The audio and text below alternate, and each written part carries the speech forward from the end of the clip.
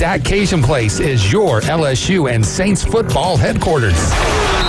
Saints and LSU fans, wear your team colors and score a free Jell-O shot when your team scores a touchdown. Only at That Cajun Place. Get $5 pitchers on select draft beers during all live football games. Catch all the games at once with the NFL package on 27 large TVs at That Cajun Place. And the best wings on the beach. The locals' favorite, That Cajun Place.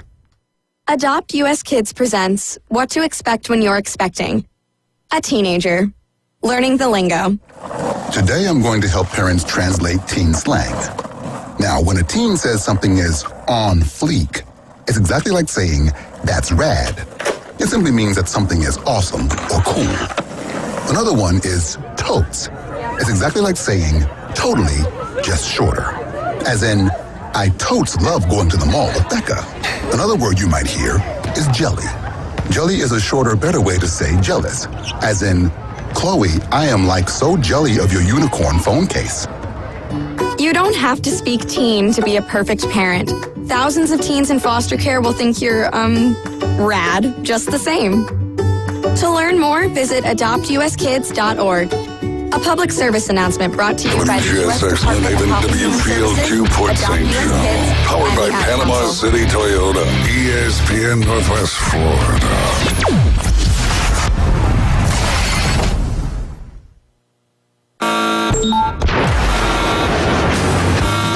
There's no need to fear. The Underdogs are here.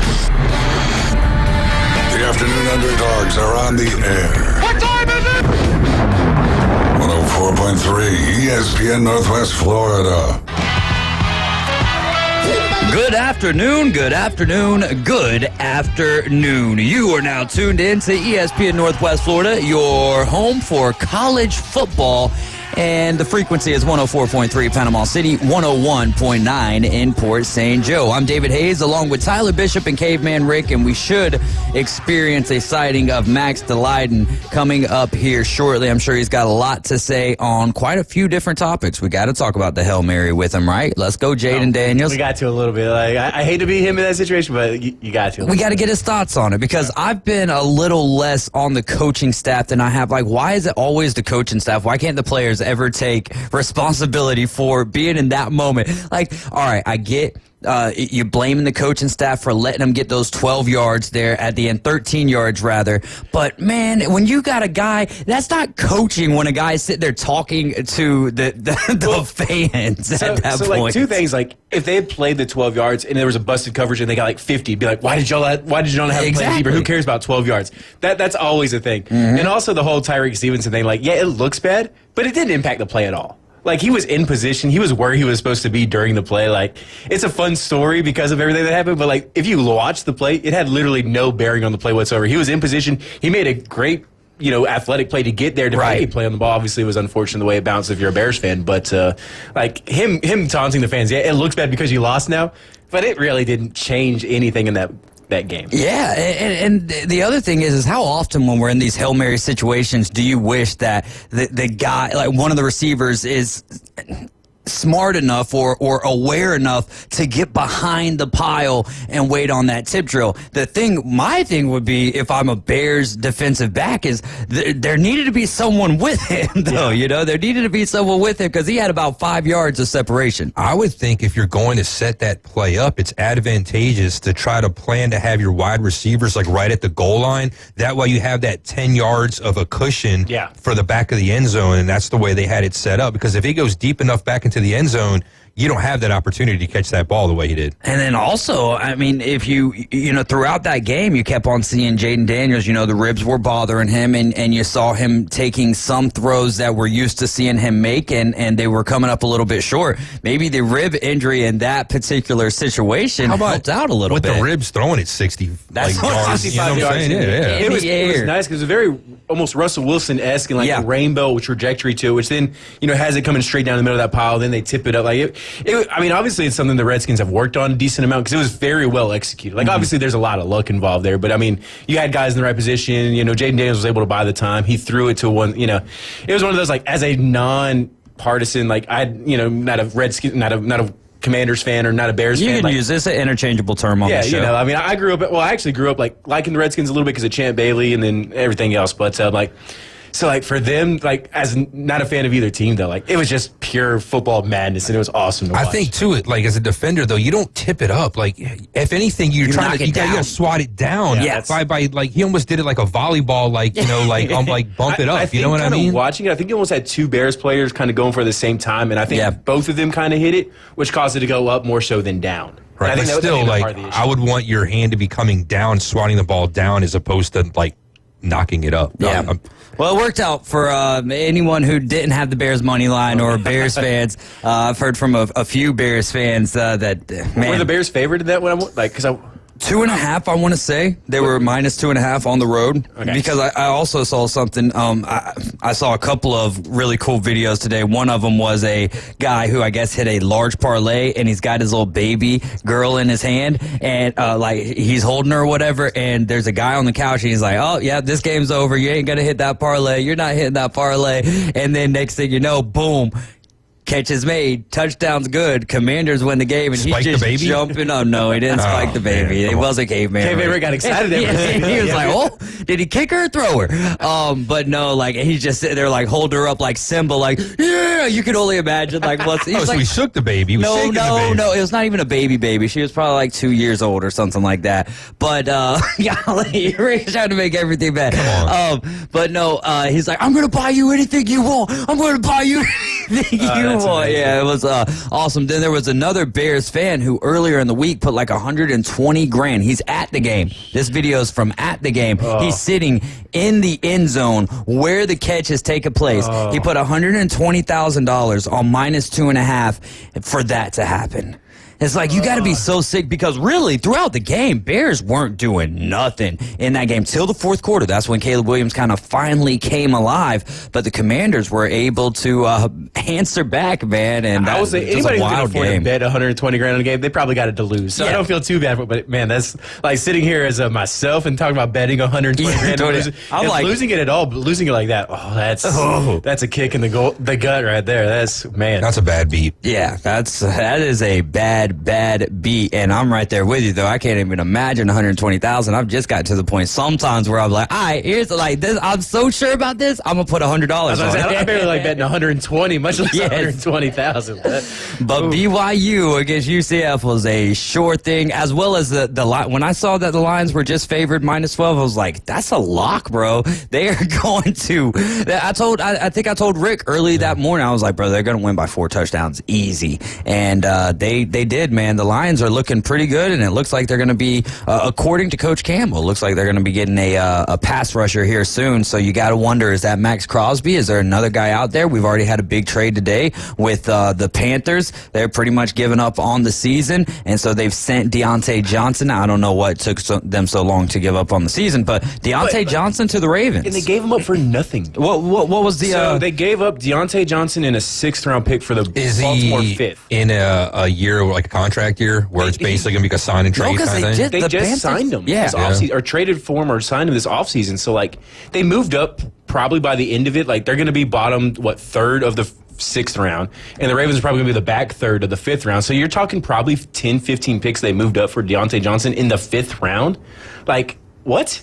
I'm not saying he's an elite player, but he's definitely worth a lot more than that. But see, again, you're saying what? And this is the Panthers we're talking about. Actually, this is his final year on this particular contract. That makes sense then. Because then, you're giving him up, and then he's hoping that, he gets re-signed. Okay, so they must have signed him for just a 1 year. It's a rental at this point in time. He signed in 2022 for a 4-year deal. So I didn't even realize he was as old as what he is. I mean, not that he's old. He's 28 years old. But yeah. So take a flyer. It's a rental. I like the move, though, because the Ravens have been looking good. I don't know what this... Well, the last weekend, I think that we could just... Last Sunday, I think that we got to give a lot of credit. Not I think. I know. We've got to give a lot of credit to Jameis Winston for being able to get that team to rally around him, because earlier in the week, there was mumbles of, Jameis Winston has lost the locker room. It's he never even had it to begin with, right?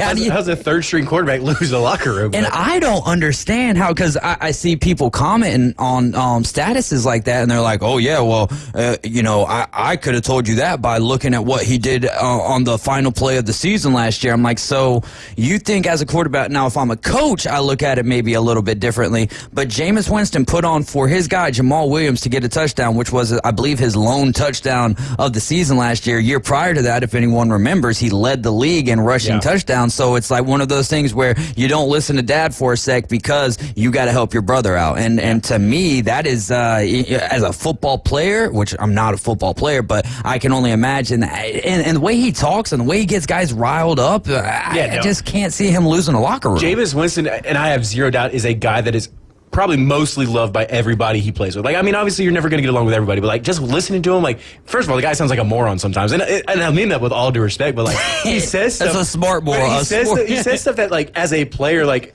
I would love to play with a guy like that because he's just ridiculous, but you can tell he loves the game. You can tell everything he says is purely authentic. Yeah. It is not BS. It's not whatever. So, like, I have no doubt, like, most of his teammates have always loved him. But, like, and then something like that, it only kind of, like, furthers that. But, like, yeah, no, it's – and what did the Raiders do by not signing Jameis Winston? Like, why would they have not have made a run at him? I mean, they did – at least they made a run at Gardner Minshew. For sure, but would you – I mean – who would I rather have? I mean, as a Titans fan, I would love to have Jameis Winston. How do they have DRT above him? I'd rather have Minshew. You would rather have I think so. He's been more proven through the year. Like, I mean, okay, Winston's been like a starter longer, but when it comes to, I think, him being more responsible with the football, I would gravitate more towards a Gardner Minshew than I would with Jameis Winston. As far as turnovers, being, like I said, smart, cerebral, not, making the dumb play, not try to force it into triple coverage, stuff like that. I won't argue with you on that one at all. I think the bigger thing here is why DTR. Okay, well, I would say youth upside, right? He really did show some great flashes last year in preseason. I don't really remember much about his preseason this year. Yeah. I think that he's been dealing with some injuries. So maybe the Browns were thinking, we'll go, let's see what DTR brings to the table. Maybe Stefanski likes DTR better than Jameis Winston, but I mean, after that showing right there, now watch, next weekend we'll probably get 2 touchdowns out of Winston and 3 interceptions. Oh, that's the Jameis Winston experience. Exactly. But I don't know. There was something about taking that, they 1-6 going into that game, taking on one of the best, I call them the most dangerous team in the NFL, and you get a W in front of your Cleveland fans? He was playing with house money, man. There was no expectations to win. There was no expectations to really go out there and do anything. Like I said, now that he's won, like you said, let's see what happens next week, and let's see when you got expectations, if he's able to deliver. Yeah, that's fair. I mean, but honestly, if you're Jameis Winston this whole season, like, you have no expectations. House money, yeah. The Browns had been like on a historically bad pace on offense. Like not even just the worst offense in the NFL this year. Like one of the worst offenses we have ever seen in the NFL, just based on all the advanced metrics and statistics and everything. Like so, like I mean, he can't be any worse. Like it's still going to probably be Deshaun Watson's job next year because of his contract. Granted, depending on his timeline of return and everything else. So like if you're Jameis Winston, like all you're doing is auditioning for a job somewhere. So I mean, this whole year is kind of house money. Well, it depends on where the Browns finish too. They can draft somebody. But the issue at the end of the day is the Deshaun Watson contract. Yeah. You can still draft someone. That's already spent money, though. You know what I'm saying? Like, I get you, but, like, there's so many times, like, sometimes you don't realize you can save money by kind of, like, just calling it spent money. But it's just, I'm not the one spending the $250 million, so it's easy for me to say, it doesn't matter. They wrote that check, like, a few years back. That's old news. You know what I mean? But they're still having to pay it. Oh, yeah, no doubt. But that's still, like, But it goes against your salary. That's like the Russell Wilson with all the dead cap money for Denver. You know what I mean? Yeah. You mean you already wrote the check, you're already taking the hit, might as well just move on and I agree with you at a certain point. Like Deshaun Watson is, for whatever reason, the Browns have looked infinitely better with almost anybody else. Anybody but Watson. Joe Flacco comes in, leads into the playoff. Like Deshaun Watson or Jameis Winston comes in, like anybody but Watson has looked great in Cleveland. I'm not great, but has had moments. And it's like, why are we sticking? I mean, I know why, but it's just, man, it's got to be just frustratingly awful to be a Cleveland Browns fan. Ohio Brad, how do you feel about that? 850-215-6290 as Max Delyden has made it into the building. I mean, I don't disagree with you. I know that it feels Factory a lot. Factory of sadness is what they call it, right? Well, just being an Ohio pro sports fan in general. Yeah, there you go. There's not really any joy. They have pro sports franchises. They just do anything. Yeah, it's like poke them with a stick. Do something. Do something. Their college teams are very good, though. Home and won. That's about it. Yeah. college teams are pretty good, though, like Ohio State, so they got, like, when it comes to football, they got their, kind of like Alabama. Well, but see, the difference is, though, real quick here before you say something like that, because I was going to kind of make the comparison, as I believe Ohio Brad's probably calling in right now, but Alabama don't got no pro sport franchises. But that's all we got in the little brother over there in Auburn, Oh, man. Isn't this a sponsor of Auburn? Not a sponsor. We're an affiliate. We're an affiliate. I mean, it is what it is. And that's just like, It's facts, not shade. It's facts, not people shade. should appreciate it. Come on with it. Ohio Brad on the line. Did you have something before we get to Ohio Brad? I can't remember. I got lost in the thought, so we're lost in the sauce. Lost in the sauce and lost in thoughts as Ohio Brad joins us here on the program. Ohio Brad, go ahead. Hey, what's up? Not a whole lot, my man. What's up with you, brother? Dude, you talking about my boy Deshaun? I gotta call in. Oh, now he's your boy. Now that he's on the IR, he can't hurt you anymore. Wait, hold on. Who was it? What did you say the other day? Was it about Jameis Winston? No. Well, it was about Jameis Winston. Well, I say a lot of stuff, but no, a less creepy Deshaun Watson. Who is that? Anthony Richardson. Oh yeah, Anthony Richardson. Well, Jameis had a history back in the day too. Stealing crab legs. Yeah, so there's like in the you know what, like in the. Oh, I know. I made a college game day sign about that. Got into college game day with it, and then the second time, whenever we went back in, they said, "Yeah, we're not allowed to let you have this sign in here." So, yep. There you go. But I'll show you the sign later. Oh, Brad, go ahead. My bad. But no, it's all good, man. But so this is. I said something to you the other day. It is pretty inexplicable, how bad Deshaun Watson got. So, Caveman Rick's right. The money spent, he really didn't live up to, at the time of the trade, people thought it was a great move. Everybody did. Football-wise. Not I. Not here. I think a lot of people did. I think the move itself was a great move. The contract was always kind of the bigger issue. I'm not talking about the contract at all. I'm just talking about the player. I say no because I think that he got so much hype. And it was when you look at his record as a starter with the Houston Texans, he had a losing, it was either 22-26 or 26-22. And that was behind a great defense, which the Browns had. So I thought that could have been something to help them out. But then here's my this was my kicker, Ohio Brad. He hadn't played football in 2 entire years. And I haven't seen many guys who, let alone, they miss out on preseason and it looks like they haven't played for, a year sometimes. So for me, that was the biggest thing is that he hadn't played football. But I would agree with you. Majority of people did say that. Because you're one of the only ones that felt that way. You look at everything that was said about the trade at the time. Everyone says it's a great move for the Browns. If he plays like he's always played, this could be it. That was the national media. Yeah, I agree with that. Take the contract away. The owners were mad about the contract. People on the inside were mad about the contract. Whatever. But it's like he was in Space Jam and one of those aliens had him touch the basketball. And that's why I like to say that yes, it was the team's fault for offering him that contract. And I think that experiment showed that when you give somebody guaranteed money, there is the opportunity that they don't really earn it anymore. I would add a disclaimer when you give someone with character issues guaranteed money. Right. So that's the other part to it. But, that just showed there's a problem inherent with it, but if he would have played well, if everything would have went as planned, how many other quarterbacks would have a guaranteed contract right now? What would Mahomes' contract look like right now if what the Browns did with Deshaun looked like a good move?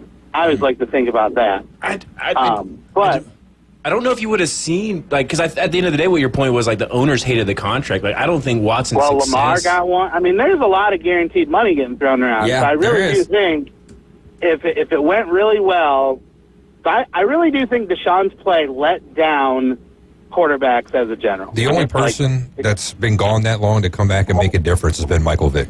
That's it. And Joe Flacco. And Joe Flacco. Flacco was only gone for about a season, though. He wasn't gone for multiple. Getting back to what made me want to call in, I found out recently,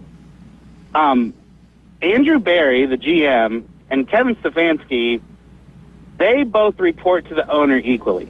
Okay. Technically, Kevin Stefanski was on the search committee that hired Andrew Berry. So in a way, the coach might even slightly be more like high up the ladder than the GM in Cleveland, which I just found out today. That's kind of wild, isn't it? Yeah. So, and then there's that Paul DePodesta guy, which you're a baseball person, you'll know the Oakland A's. Mm-hmm. He's been with Cleveland basically since the whole Moneyball, era. And it's kind of a mystery as to what kind of pull he has. Like, some people believe he's actually, like, running the show in Cleveland. And next to the owner has the most power of anybody. But Joe Flacco and Jameis Winston both have more 300-yard games with Cleveland than Deshaun Watson. Deshaun Watson. Joe Flacco has 3, and Jameis Winston has 1. So 1 for 1. Deshaun Watson's got more 7. Roundabout way of me defending the fans that were cheering once again when Watson got hurt. Yeah.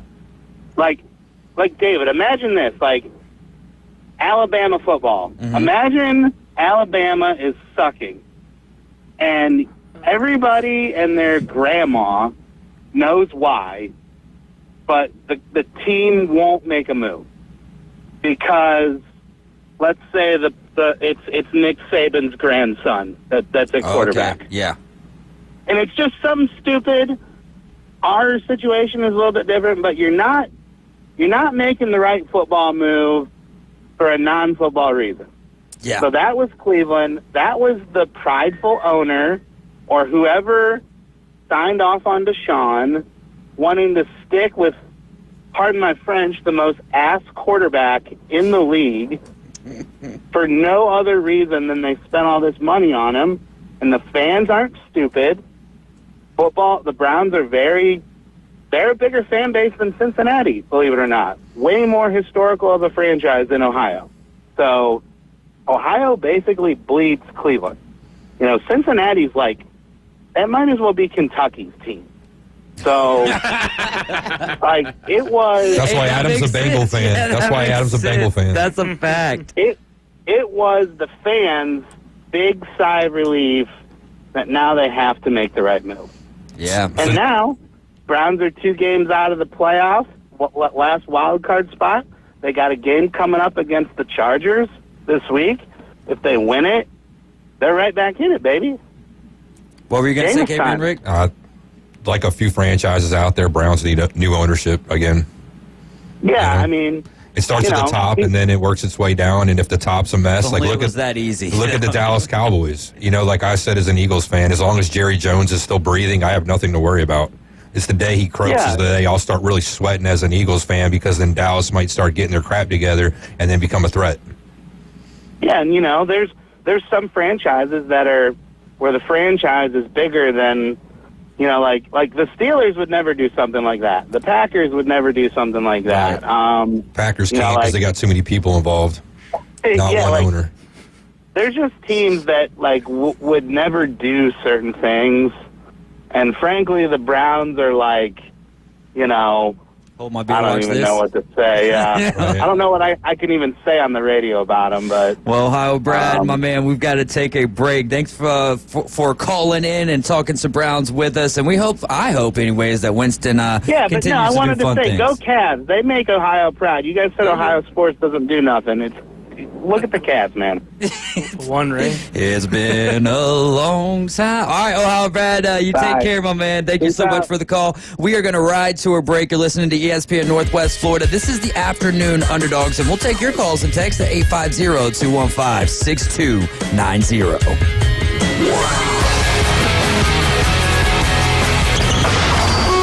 ESPN Northwest Florida, the Paul Feinbaum Show. Don't you agree, Paul? I can say whatever the hell I want to. I worked my ass off today. I might have made $120. Don't you agree? I can say whatever the hell I want to about somebody that makes $10 billion a year. Wouldn't you agree with that, brother?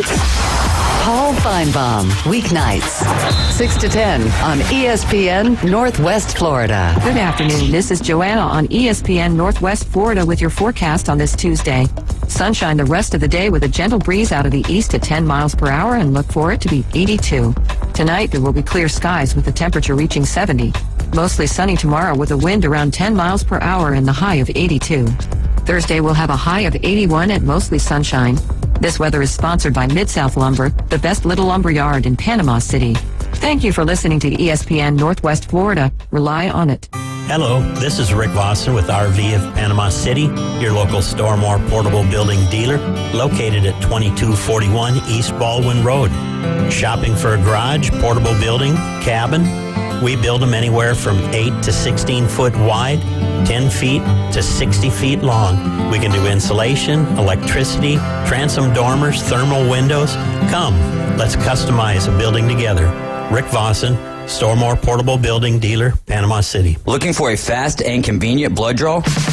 Come to Panhandle CPR, 97 Oak Avenue in downtown Panama City. We partner with all local and national labs to get you quick, accurate results. No insurance, no problem. We offer affordable self-pay options so you can stay on top of your health. And for added convenience, we'll even come to you at your home or workplace. Call us at 850-381-4288 or visit panhandlecpr.com. Panhandle CPR, keeping our community healthy and safe every day. Now back to the most dangerous afternoon show on terrestrial radio. It's dangerous. It's illegal in 5 states. The Afternoon Underdogs. 104.3 ESPN Northwest Florida.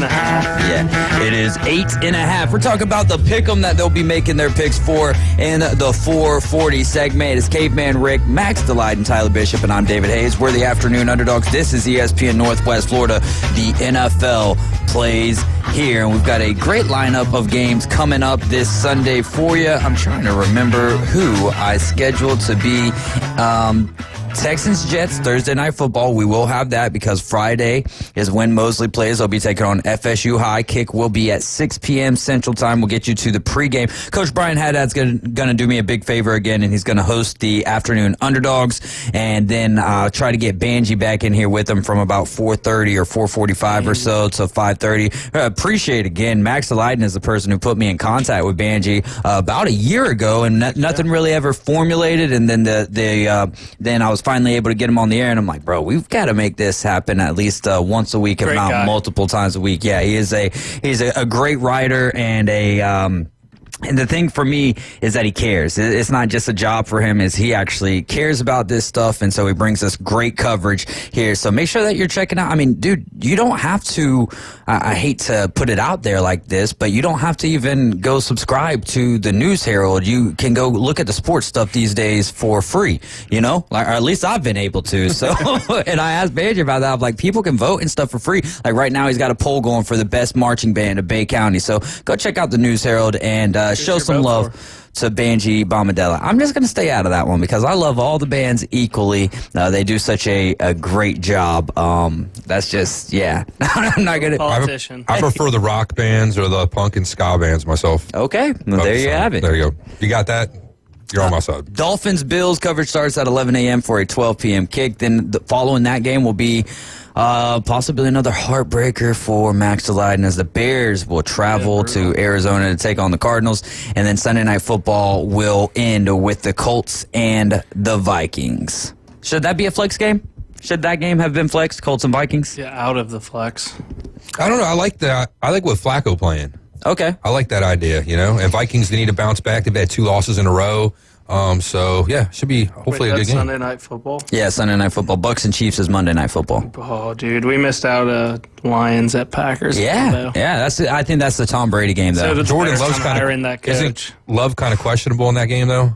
Jordan Love might be questionable. Some saying if he doesn't play, then that game's kind of Hey, Matt LaFleur, he had Willis dialed. Yeah, I mean, they took care of business against that. Do you think someone in the Titans organization has to be fired for that cut? I mean, clearly, the talent's still there. Yeah, but it's only he made a great pass though on that game-winning drive. in stride to Jaden Reed. I was like in front of it. I was like, dang. He made some. I mean, he made some good passes. I'm not saying he's not like a gonna starter, but he's like. I mean, we still see like they might be 5-3, but I don't think Bo Nix is necessarily much better than Malik Willis. Like, I trust Bo Nix more than Malik Willis. Yeah, I mean, interesting. That's okay.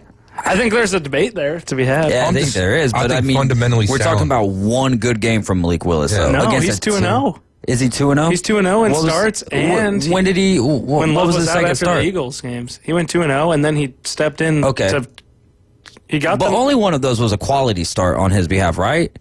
I don't know the second the second game statistics. I would say honestly, it's on par with Jameis. Like house money, no expectations. You go out there, you have some good a good game or two, but doesn't this kind of point to what we're always talking about with franchises? Coaching, and the Packers are a well-ran franchise as a whole, so I think that there's that, and the Titans.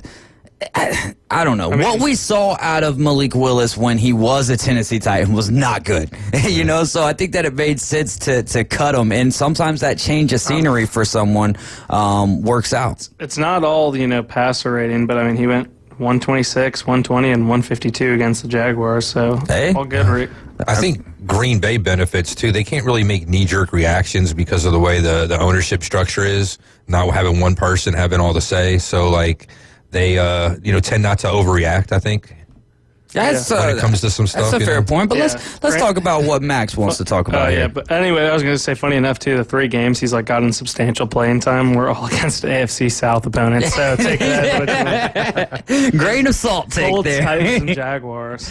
The Texans in there. Because against the Eagles, he just threw the Hail Mary at them. Yeah. It was the second to last, or the last play. Yeah, and man, I mean, you got to think, though, if Jordan Love was in that game, I don't know if that it changes the Eagles game at the end of it. Probably I don't know if it changes, but we don't need to talk about Hail Marys. I mean, come on. I was thinking about just doing. I'm not even Catholic, but I was thinking about just hitting a couple of Hail Marys here for you this afternoon.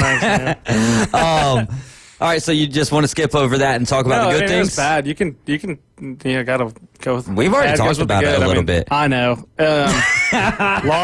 Long story short, I mean, a lot of it falls coaching on staff for the play. Okay, Eberflus is an idiot. He's a terrible coach. Even Caleb Williams was instructing him. He's like, dude, those guys are way too far back. Yeah. You don't. Why are we running a spy there? There's a million things that are wrong with what happened there.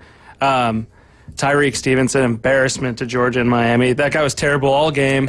He was so. I was griping about him in my group chat of the Bears fans before the Hail Mary play. He's terrible. That's like our weakest spot on our defense is him. It allowed his mouth in the weakest spot. Exactly. And even on that play, he was supposed to be watching Noah Brown, who caught it. And idiot hits it straight up into the end zone. That's exactly what you don't do. Like, Byard was going to knock it down. Looked like he was going to knock it down. There's so many things. Like, 3-man rush. Sweat, I guess. I mean, I think they're kind of covering Eberflus's tracks here. It was ruled out for the rest of the game. I don't buy it. We could call a timeout. You can look at what's going on, call a timeout, and reassess. The sideline defense was horrible. There's a million things that can get you fired up about it. It's like, it's like those coaches that in college too that you see the same thing where just don't get it on like the tic tac stuff, and you don't see the Kirby Smarts of the world making that error. I mean, it's frustrating. We're the worst at challenging. They're normally not even in a position to be losing games like that. We never throw a challenge flag when it makes sense. We throw it on dumb gut reactions. like I'm pretty sure he's like 32nd ranked on throwing the challenge flag, which is incredible. Oh, that would be a fun statistic to look up. And I guess now all this stuff's coming out that Ben Johnson was interested in coaching us, who's the OC for the Lions. Mm-hmm. Oh, boy, that would have been great with the new quarterback and, everything going on. Because Shane Waldron, we're, 3rd and goal, giving a handoff play at the 1. And DJ Moore's like, we talked about it in practice, but we didn't think it, it'd be a fun situation, not like game on the line. Yeah, and then even the shovel pass to Komet, we got it. We barely got it. That's just straight out of the Matt Nagy playbook, a little shovel pass that worked once. So I'm sure we're going to call it again and get stuffed. But at the end of the day, still, I don't think they call a lot of the right plays for Caleb. There's a lot of I still think Caleb Williams is good. I don't know what you guys think. I might be biased. I think he's got talent. Yeah, he's got a bad staff, and he's still doing the right things. There's a lot of dumb things that you can point to, like Keenan Allen, 61 of 64 snaps. He's old. What are you doing? That should be Roma Dunze, if anything. Yeah. Switching it over. But Yeah, raising my blood pressure. The defense looked great. I mean, besides that last play, and that falls on Stevenson and kind of Eberflus, but I think, you hold Washington, who's been a dynamic offense, to 4 field goals all game, made the big plays when they had to. Yeah. I think that speaks for itself, too. But, yeah, it is what it is. It's a bad loss. All things can't be going perfect for me in football. The Hoosiers there we go. with the backup We'll QB. segue into the good thing. Windiana, man.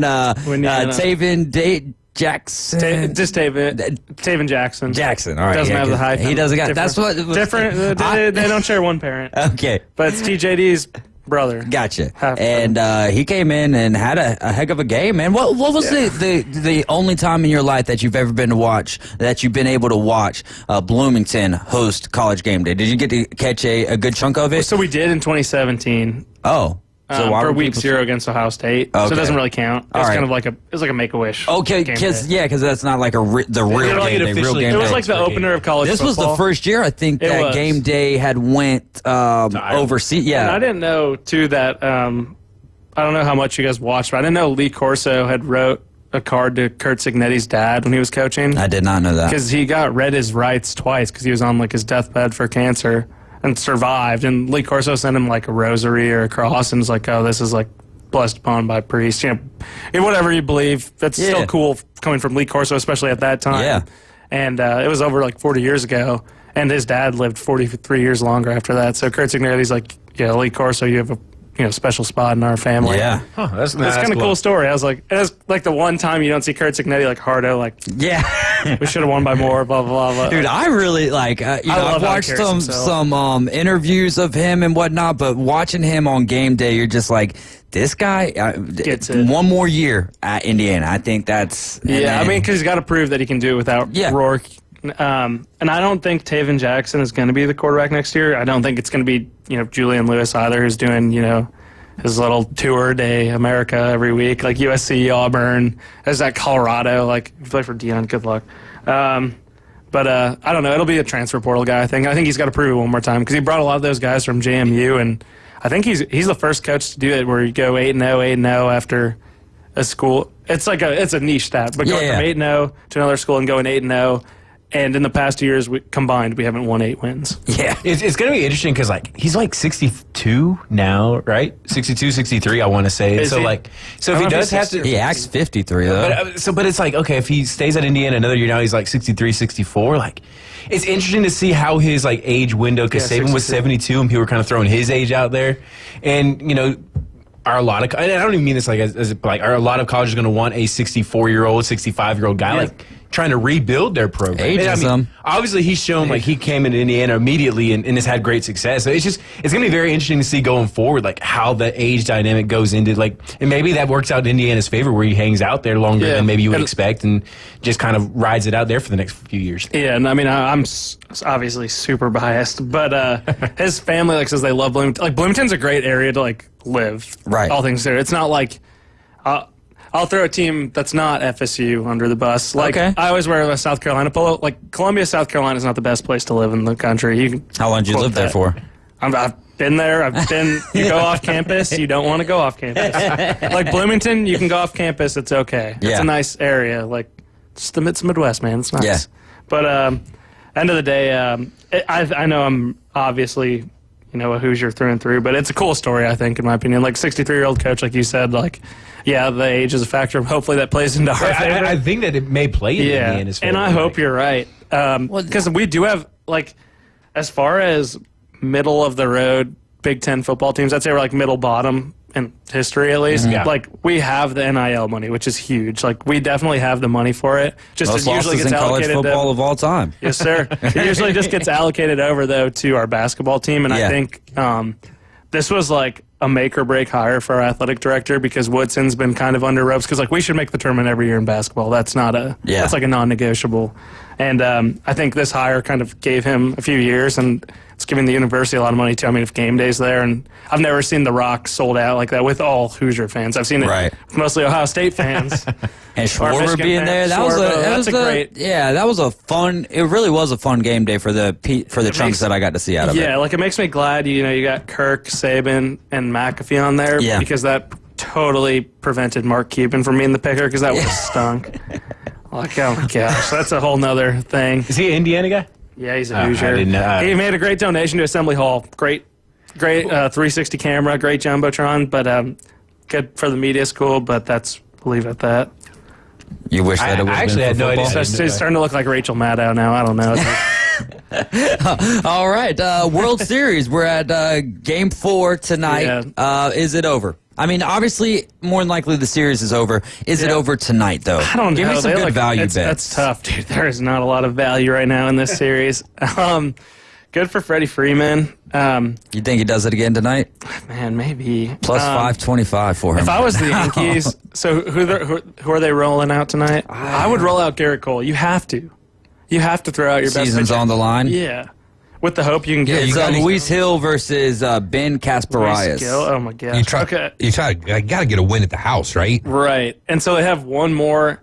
So I guess, I don't know. Right, but I don't think it happens. If they don't win against the Dodgers bullpen, that is pathetic. Yeah. Like, and honestly, like, I know New York media gets like very fired up about stuff. Like, Aaron Judge, that at this point, it's very alarming. Like, that's 7 years now. It's not just a just a small sample size. He's hitting 196, 303 OBP over 7 years.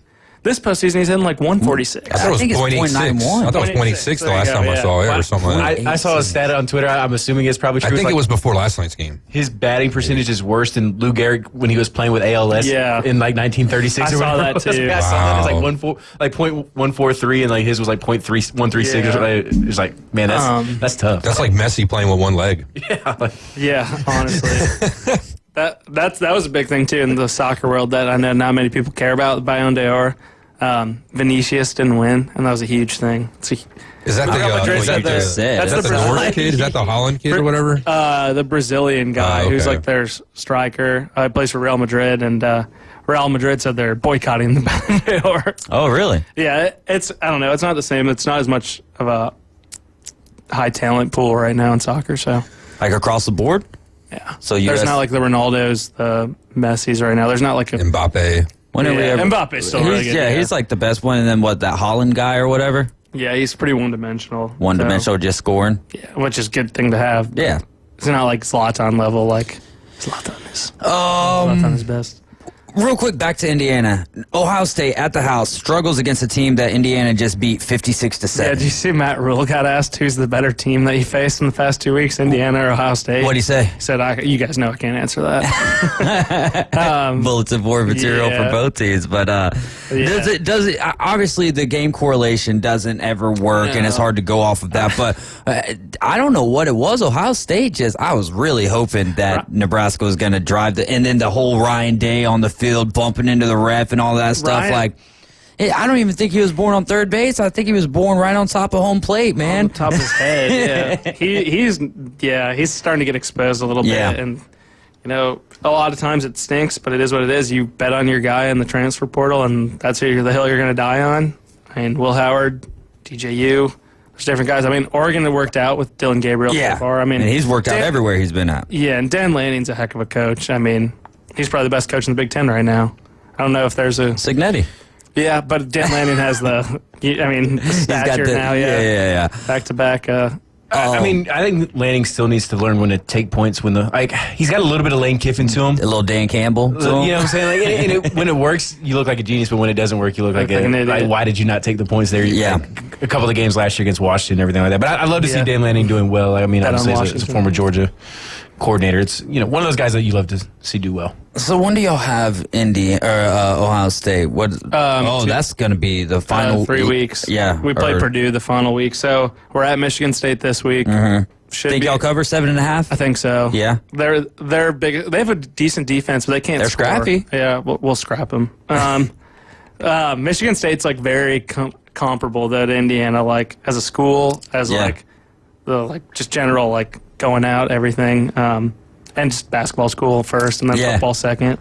Obviously, they've had a little better football history in the past 20 years, but I think we'll handle them okay. And then we have Michigan, where allegedly on FanDuel we're 10.5-point favorites, which is a lot of points. That's their early lines, and Michigan's got a decent defense, but they don't really have much on offense to be worried about. I mean, if Rourke is good, we'll be able to put up points. Well, I mean, Oregon's only 14.5 point favorite, so like to be 10.5, that's not a huge difference. Yeah, are y'all Oregon and hosting? Okay, but that's an early line, so I don't know. That's just what FanDuel had. Right. What do you think? They had the one for Ohio State too, so we're at Ohio State. What do you think that line is? Probably at this point, 16.5 Ohio State. That's kind of where I'm at. That was my guess. It had 13.5. 13.5? It's aggressive. But I mean, maybe it's just an overreaction to the Nebraska game, and they're trying to get people to bet on the Hoosiers. I don't know. Yeah.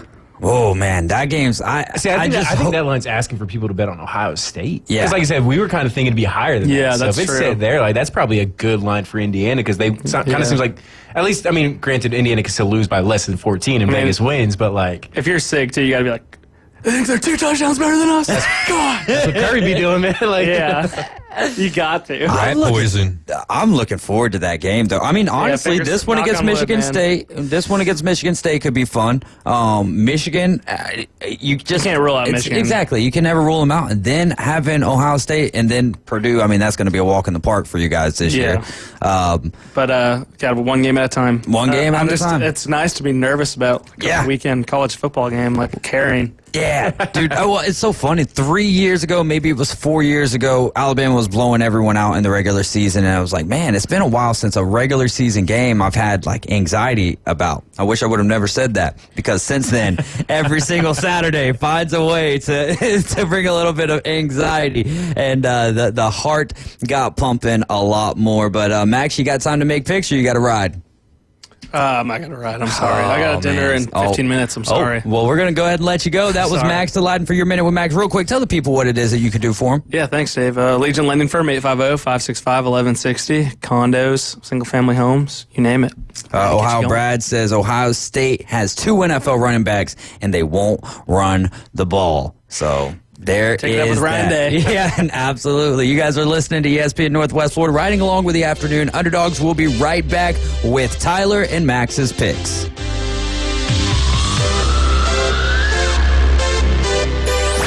Are you ready to go under the lights? Mosley Dolphin football is back. ESPN Northwest Florida brings you live play-by-play coverage all season long. With David Hayes. Touchdown, Mosley Dolphins! And Kyle Wright. And the interception turns into points for the Mosley offense. The Mosley Dolphins take on rivals Niceville, Rutherford, and the Bay Tornadoes. Exclusively on ESPN Northwest Florida. Good afternoon. This is Joanna on ESPN Northwest Florida with your forecast on this Tuesday. Sunshine the rest of the day with a gentle breeze out of the east at 10 miles per hour and look for it to be 82. Tonight there will be clear skies with the temperature reaching 70. Mostly sunny tomorrow with a wind around 10 miles per hour and the high of 82. Thursday we'll have a high of 81 and mostly sunshine. This weather is sponsored by Mid-South Lumber, the best little lumber yard in Panama City.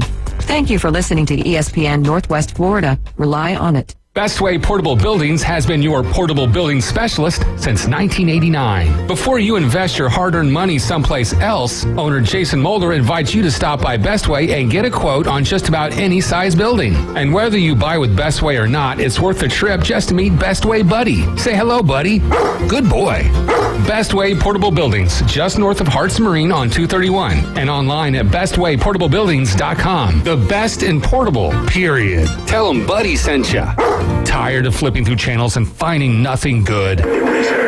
Introducing Lucid Stream TV. Get over 2,000 live streaming channels. Catch every game of the season with over 100 sports networks, including ESPN, ESPN Plus, the NFL Network, and Red Zone. Even pay-per-view events. Watch local network channels from most major markets throughout the country. Fox, ABC, CBS, and NBC. Just $41.99 a month. Cut the cord, not the fun. To get Lucid Stream TV, go to ESPNPC.com and click the Lucid TV logo. From the diamond to the end zone, from the studio to the sideline, we're the destination for sports on the Gulf Coast. ESPN Northwest Florida. Now back to the Afternoon Underdogs.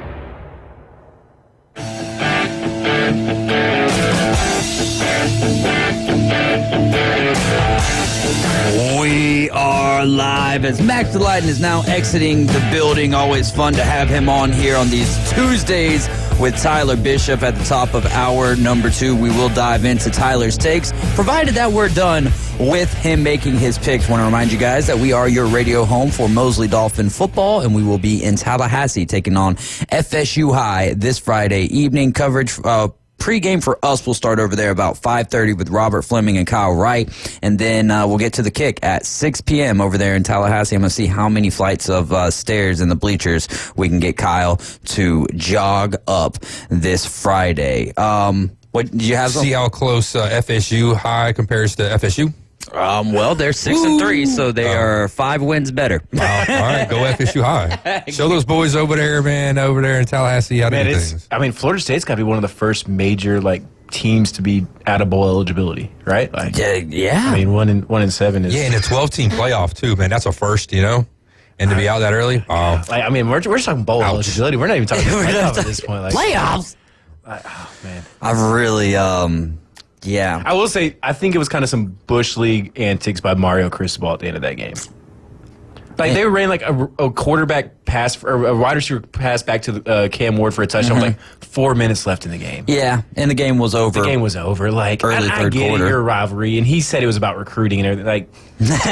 Hey, but I mean, in this state, isn't that a big deal? I don't think one touchdown like that means it. Yeah, no. I think. But what if it's the element of how the touchdown went, right? Like, hey, look, we have fun here, even if we're winning big. Aren't you trying to change the culture, though, too, and trying to make it, more winning and more, you know what I'm saying? Yeah, so how you get people behind it and everything. I think it's kind of one of those things, act like you've been there before. But they haven't. They haven't, but not in a while. Wow, Cristobal. But, it's just, I don't know. I thought it was kind of, and don't get me wrong, I've bashed, we've bashed Florida State on the show, but I just thought it was kind of Bush League by Miami, 36-14 was the final. So, I mean, I wonder how much that had to do, which I don't think that coaches, have the numbers in their head of, hey, we need to cover this spread so that the CFP looks at us in a better light. I mean, it could be one of those things for, stat box, just the box score watchers. It looks a little bit better. Booster being hey, man, I got some money thrown down. You guys win this. I got more money for NIL. From a Canes fan, Norvell ran up the score 2 years ago. Mario didn't forget. So maybe there's that element of it, a little gamesmanship there. Keeping receipts. That's like kicking a baby when it's down. What are you trying to say, yo? Yeah, I mean, like I said, I'm sure Canes fans have no issue with it. But it'd be one thing if they did it, but to do it with your starting offense in there, you're risking injury for guys you want for a potential playoff. Valid point. For a game that was done, to be risking injury on a play like that in a situation that really didn't matter, I think was just poor football intelligence. Yeah. Obviously, Mario Cristobal is getting paid $8 million and nobody cares about my opinion. I really wish that Miami and Clemson were playing in the regular season. I think that they're going to have a date in Charlotte if that's where the ACC title game still is over there at Bank of America Stadium. So, and that's one thing that we're going to talk about in the next segment is conference championship games. Have they lost their luster? Some of not their luster, but do teams care less? I think is that the. I mean, for the most part, as a fan and as a team, it's kind of what's the benefit anymore? Yeah, I think that there is. I'm going to play a little devil's advocate because I feel that way.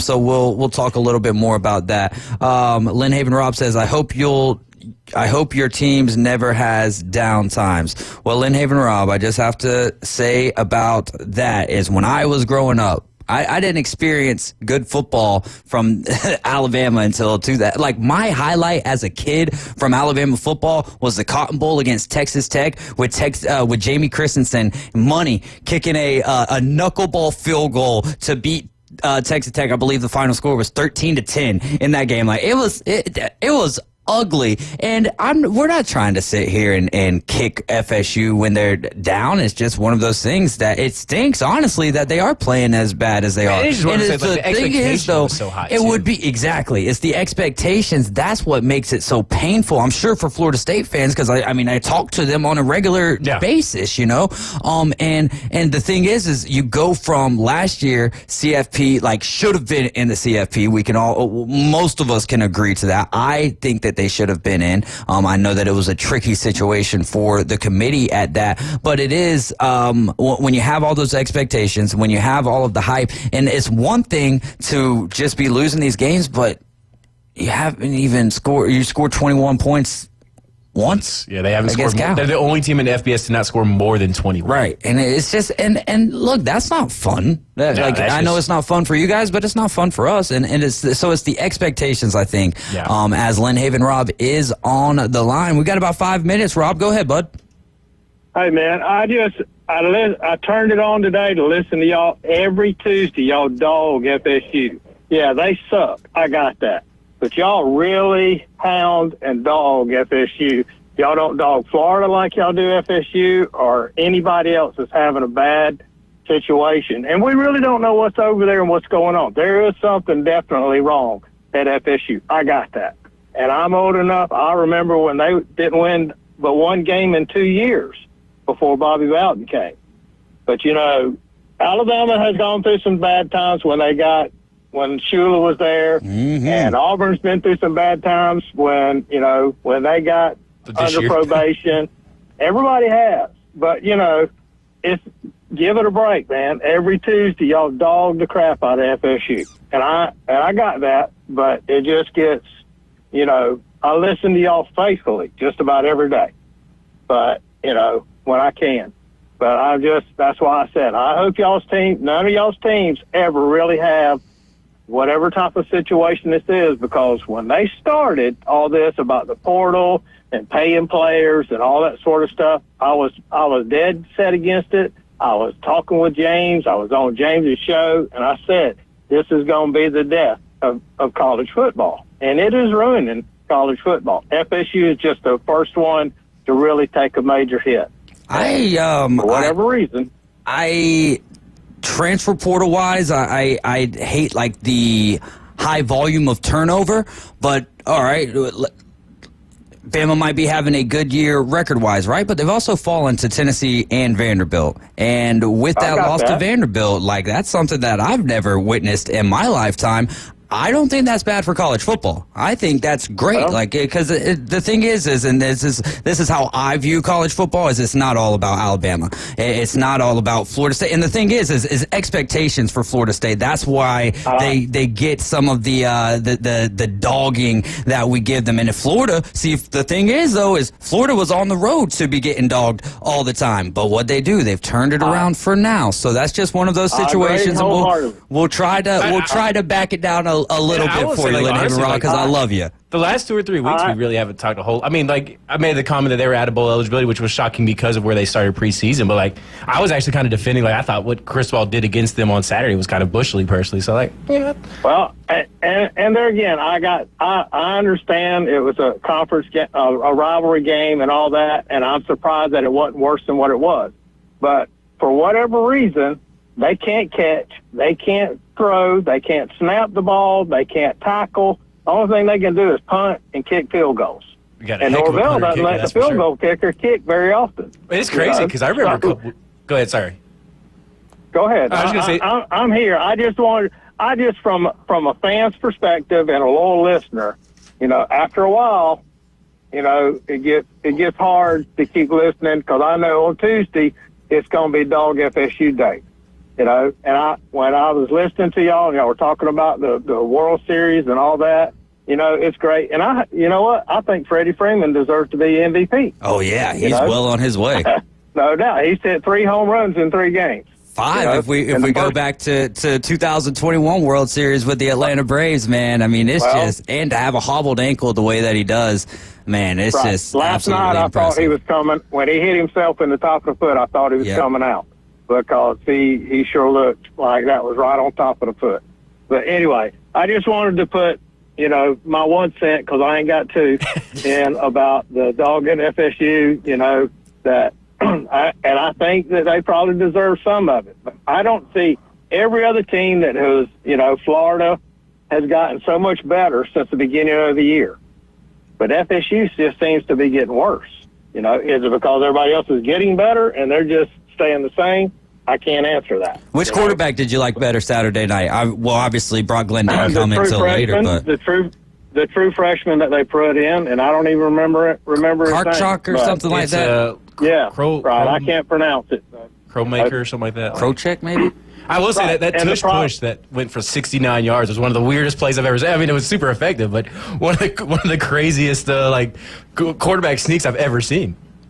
Yeah. You know, and there again, is FSU brought a lot of this on themselves because they went into thinking 2 years ago that they were better than the conference and filed the lawsuits and this and that and everything else, you know, but, you know, yes, I think that there was a lot of bias against FSU, but, you know, from the upper people, but, you know, there's something isn't right in Tallahassee, and nobody knows what it is.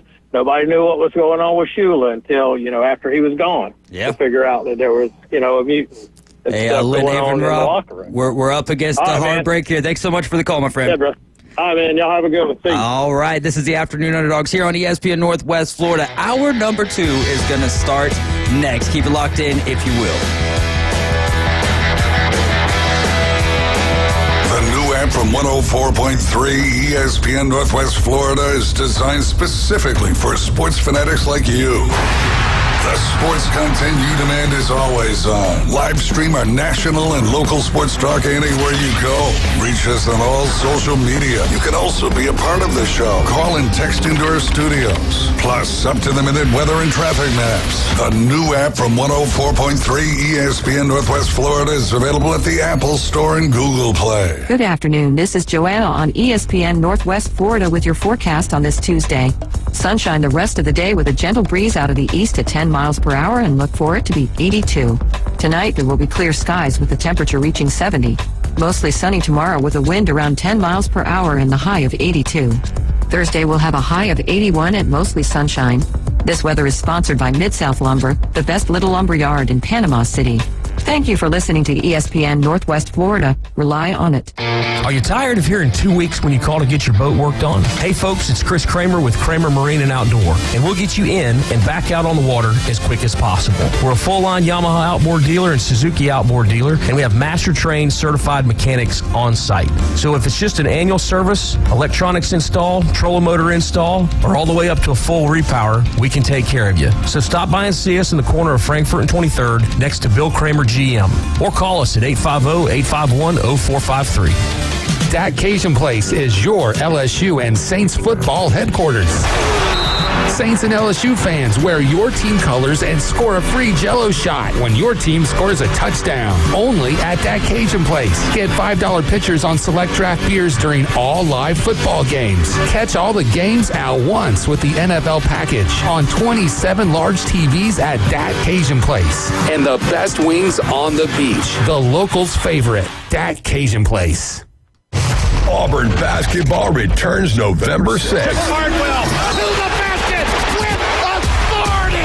Unbelievable. Bruce Pearl and the reigning SEC tournament champions are ready to take on the most challenging schedule in school history. Right wing three, Denver. Yes! Big three. Tonight. Turn, shoot, good.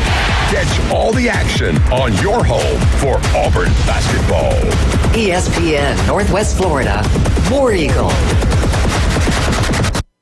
WVLQ Port St. Joe, WGSX. Powered by Panama City Toyota. ESPN Northwest Florida.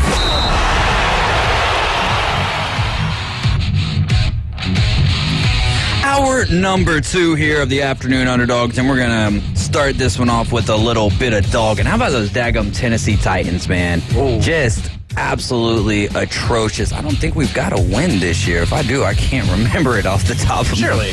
But yo, somebody. We got the Patriots this week, so there might be an opportunity there. But they're in, you want to talk about a team that's in shambles right now. And we talked about it a little bit earlier with with Max about Malik Willis, and I don't think that's a sign.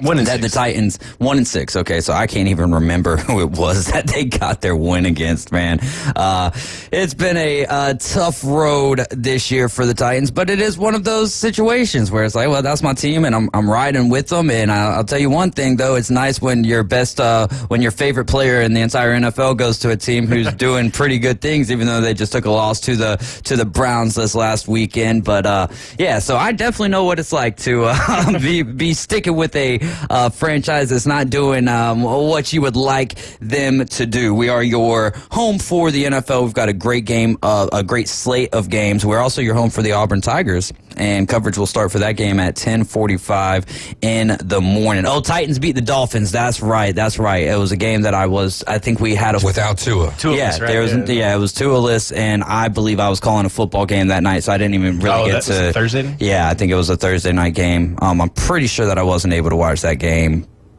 Or was it maybe the Monday night when the Dolphins had to or when Mosley had to replay? I don't know.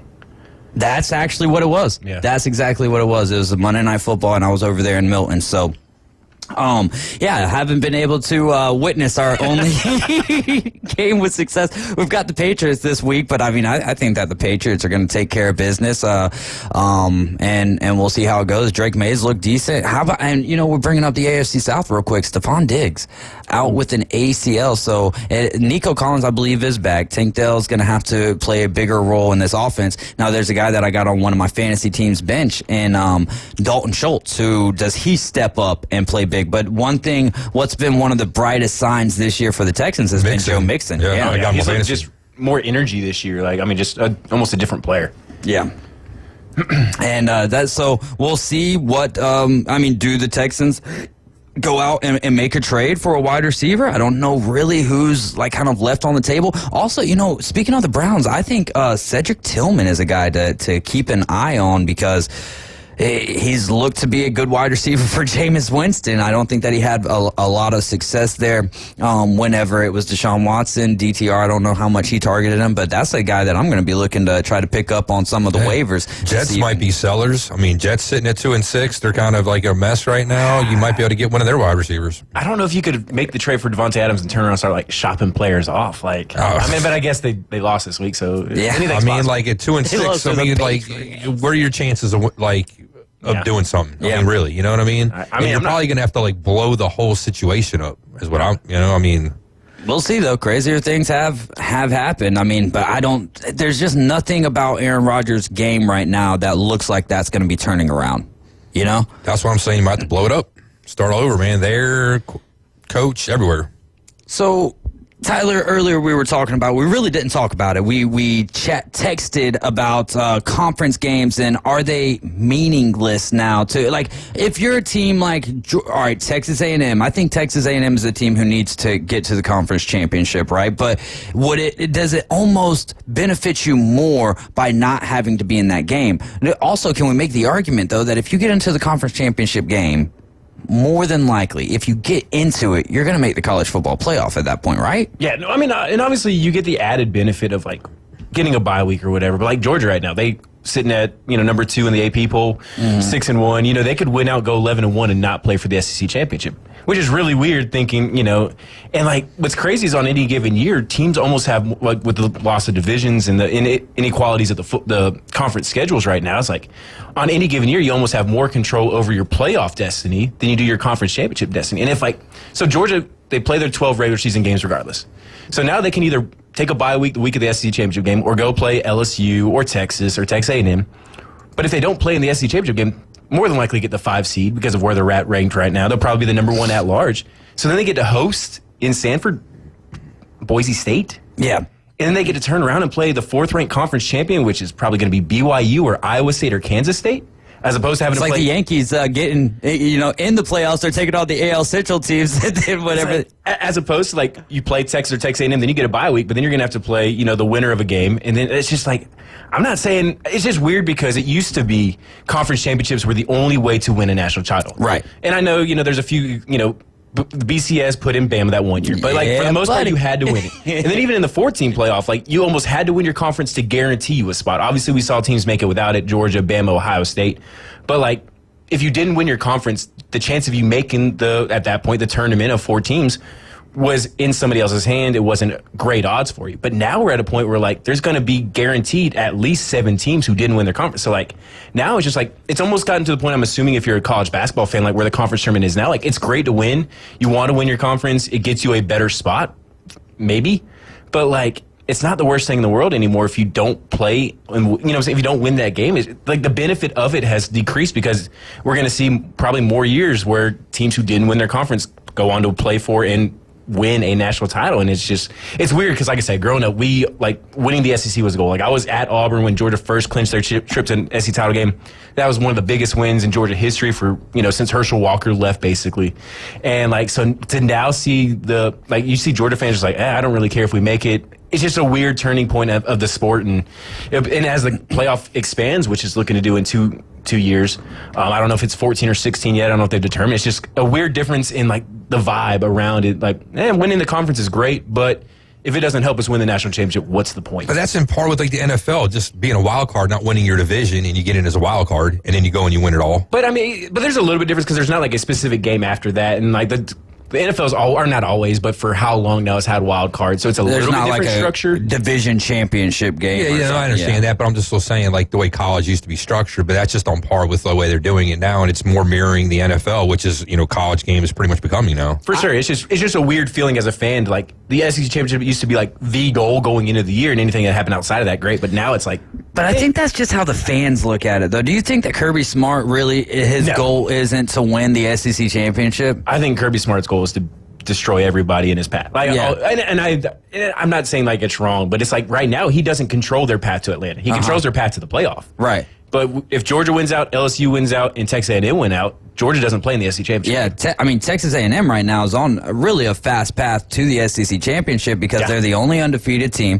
They've got South Carolina, Auburn. Both of those games are on the road for them, and then they get to host Texas to end the year, which that could be... Oh. Those tickets are going to be stupid expensive, too. Oh, my gosh. I can't imagine. So who do you think, it looks like Texas A&M has pretty much solidified their spot into the SEC championship, which is still a long ways to go. Yeah. South Carolina could show up, Auburn. Weird things happen in Jordan Hare. I say exactly. Every week, I think. 100%. You never know what's going to happen. But if the season ended today, it would be A&M and Georgia. It'd be A&M and LSU. Why? Well, I guess But see, there's so many teams with one loss. I don't know. I don't know how it would go between, but I guess the thing is LSU, if they win, we'd have to look at the tiebreakers. Yeah, they would. Beating Bama would give LSU one of the tiebreakers over Georgia. Fair enough. Is where that comes into play. Yeah. But I guess if it ended today, and Georgia's the only team. A&M and Georgia are the only teams who've played 5 games in the SEC who only have one or less loss. But yeah, it's not at the end of the day. But it's not an equal schedule. Right, 100%. Oh, you think LSU's going to take care of business against Bama? Oh, man. Dude, what happened in that game against A&M, though? Real quick, right? Marcel Reed, is Wegman going, and then all of a sudden Marcel Reed gets in and scores on the very first play that he's placed into the game. And then from there, that's all. It was the momentum. It was like someone stuck a syringe inside of the LSU football team and drew out any momentum or any will for them to win that game after that. Yeah, no, I think you're seeing a lot. It was one of those things. They went in with a game plan that was working extremely well against Texas A&M's offense with Connor Wegman. Mm-hmm. In comes Marcel Reed, which, again, he had put on tape. He played against Florida. Yeah. He started against Bowling Green. It's not like they had never seen him before. Obviously, they did not plan on him coming in. And then they just froze. And then you add in Nussmeier making some questionable at best decisions. Yeah. And then on the road in a place like College State, it was sold out. I think they said 108,000 had changed there. Blackout, that stadium was insane. I think you kind of saw the snowball, the avalanche effect where one thing went bad, then another, and it just snowballed out of control. And and it's not like if you're watching the game, Reed threw 2 passes. One was a dime 40 yards downfield, but he threw 2 passes. And he was running all over. They're running still. Very basic concepts, nothing as a simpleton when it comes to scheme. Watching A&M, there's nothing they're doing that was super crazy complex. It's just LSU had no answer for it. It didn't seem like, and it's just crazy because their defense coordinator was very highly lauded coming over. But I think you did kind of see Colin Klein he was much more in his element with a running quarterback. Yeah. And we saw it at K-State. If you ever watched him at K-State, playing and coaching, and then now at Texas A&M, we saw some of these things with Reed in that game against Florida when the weather was bad. So I think he likes having that as a offensive coordinator, as a play caller. It's a very nice dynamic to have in your offense. But I think it was just one of those things for LSU. It snowballed on him, and Brian Kelly has not shown to be a coach that can steer out of the skid, so to speak. Yeah. I don't think I could recall a game where it's gone terribly bad and they ended up winning at the end. Maybe the Ole Miss game the week before, but that was a big emotional win over a rival. They had Arkansas in between.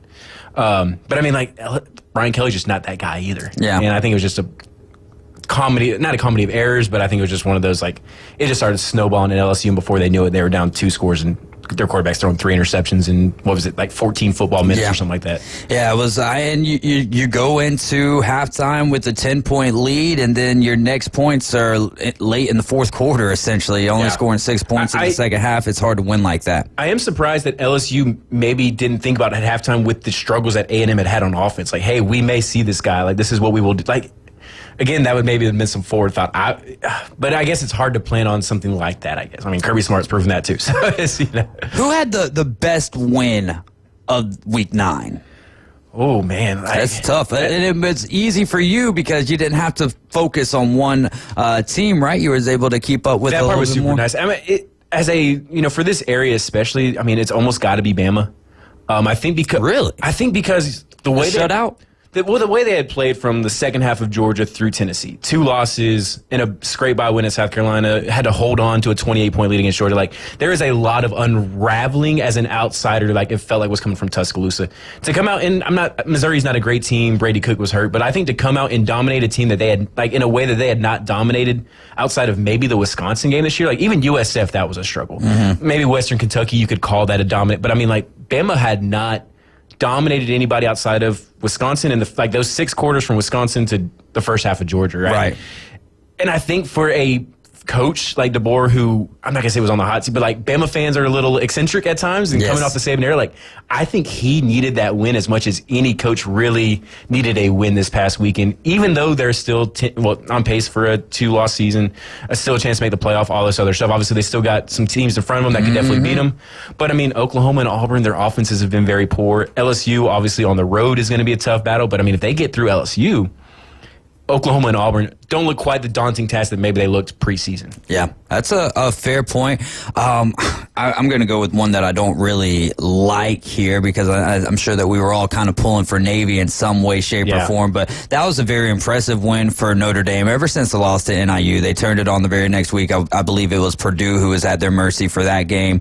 And they beat them like 53 or something. Something crazy. They beat Navy 51-14, you know. So I think that was a pretty big win. So I know that we talked about them at length with Max, but Indiana's 31-17 win against Washington. You're hosting College Game Day. The emotions are high. You've never been 7-0, so obviously you've never been 8-0. Backup quarterbacks in the game, and for you to kind of stand tall to the task and to get it started pretty quick with a pick 6, you know, and then that was kind of all she wrote at that point. So I think that was a big win for the Hoosiers of Indiana.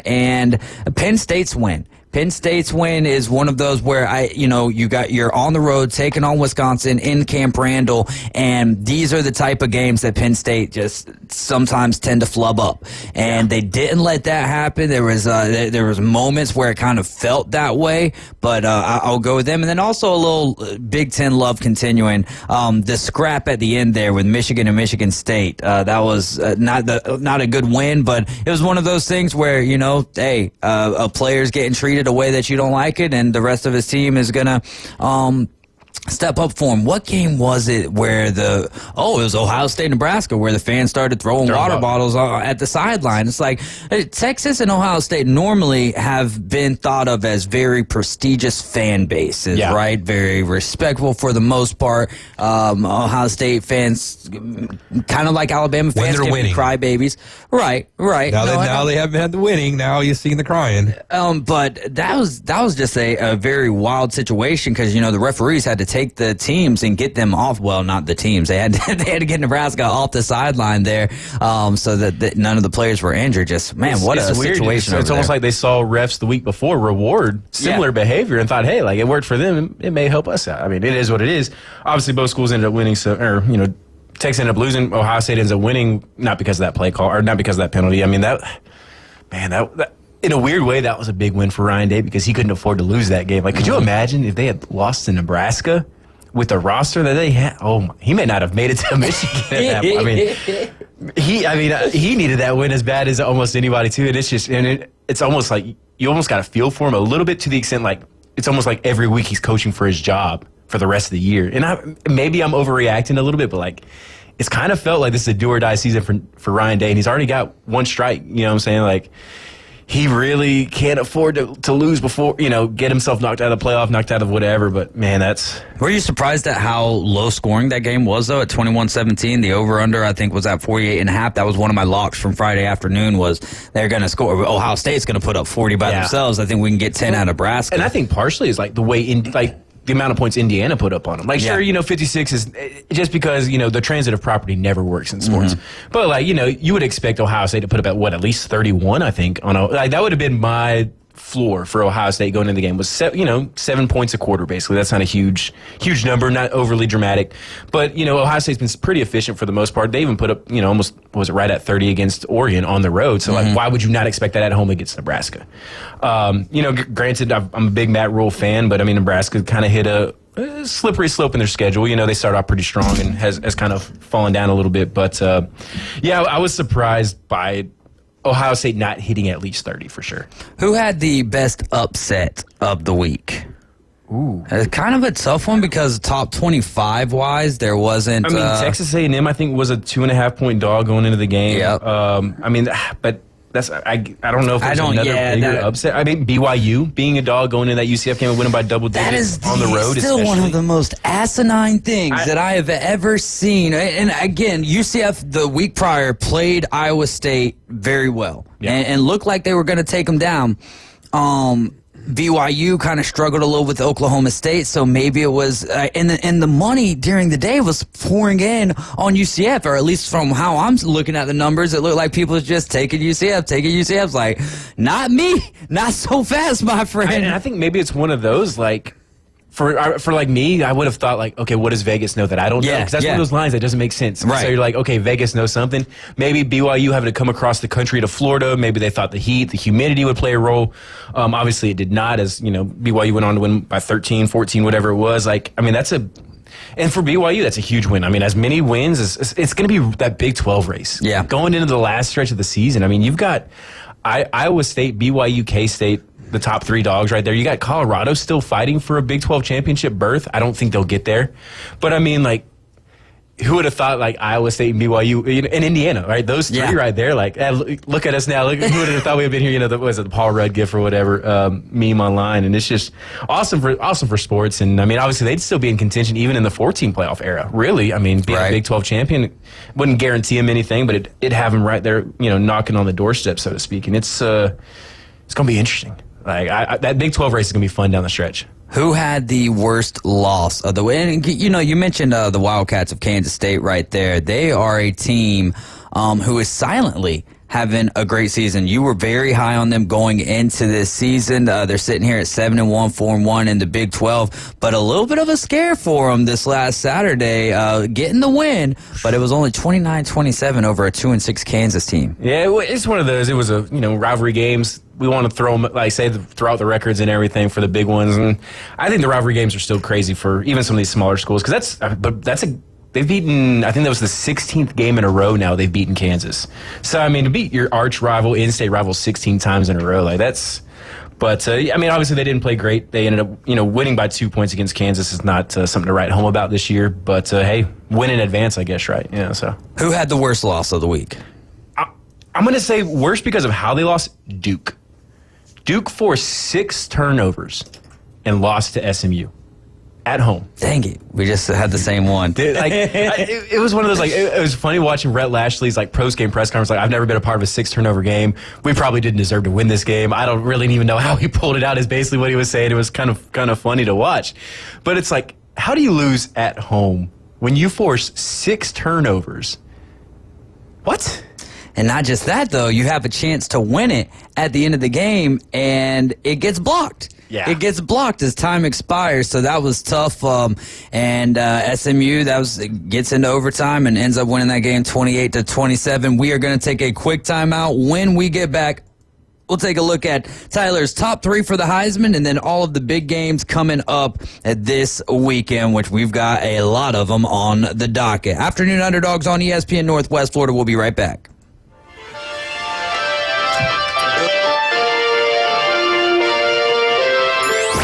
Are you ready to go under the lights? Mosley Dolphin football is back. Wide open down the sideline. ESPN Northwest Florida brings you live play-by-play coverage all season long.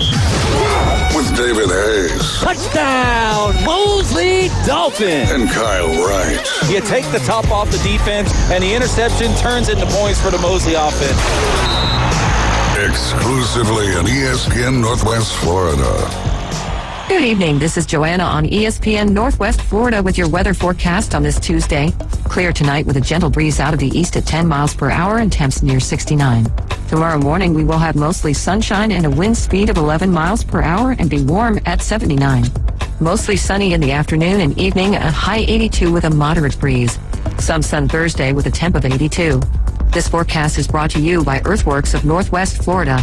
Thank you for listening to ESPN Northwest Florida. Rely on it. Time for new tires? Nobody knows your Toyota better. And this month, when you buy 3 tires, you get the 4th for just $1. Schedule your service online or give us a call at Panama City Toyota. Offer expires October 31st. For details, visit PanamaCityToyota.com. Time for new tires? Nobody knows your Toyota better. And this month, when you buy 3 tires, you get the 4th for just $1.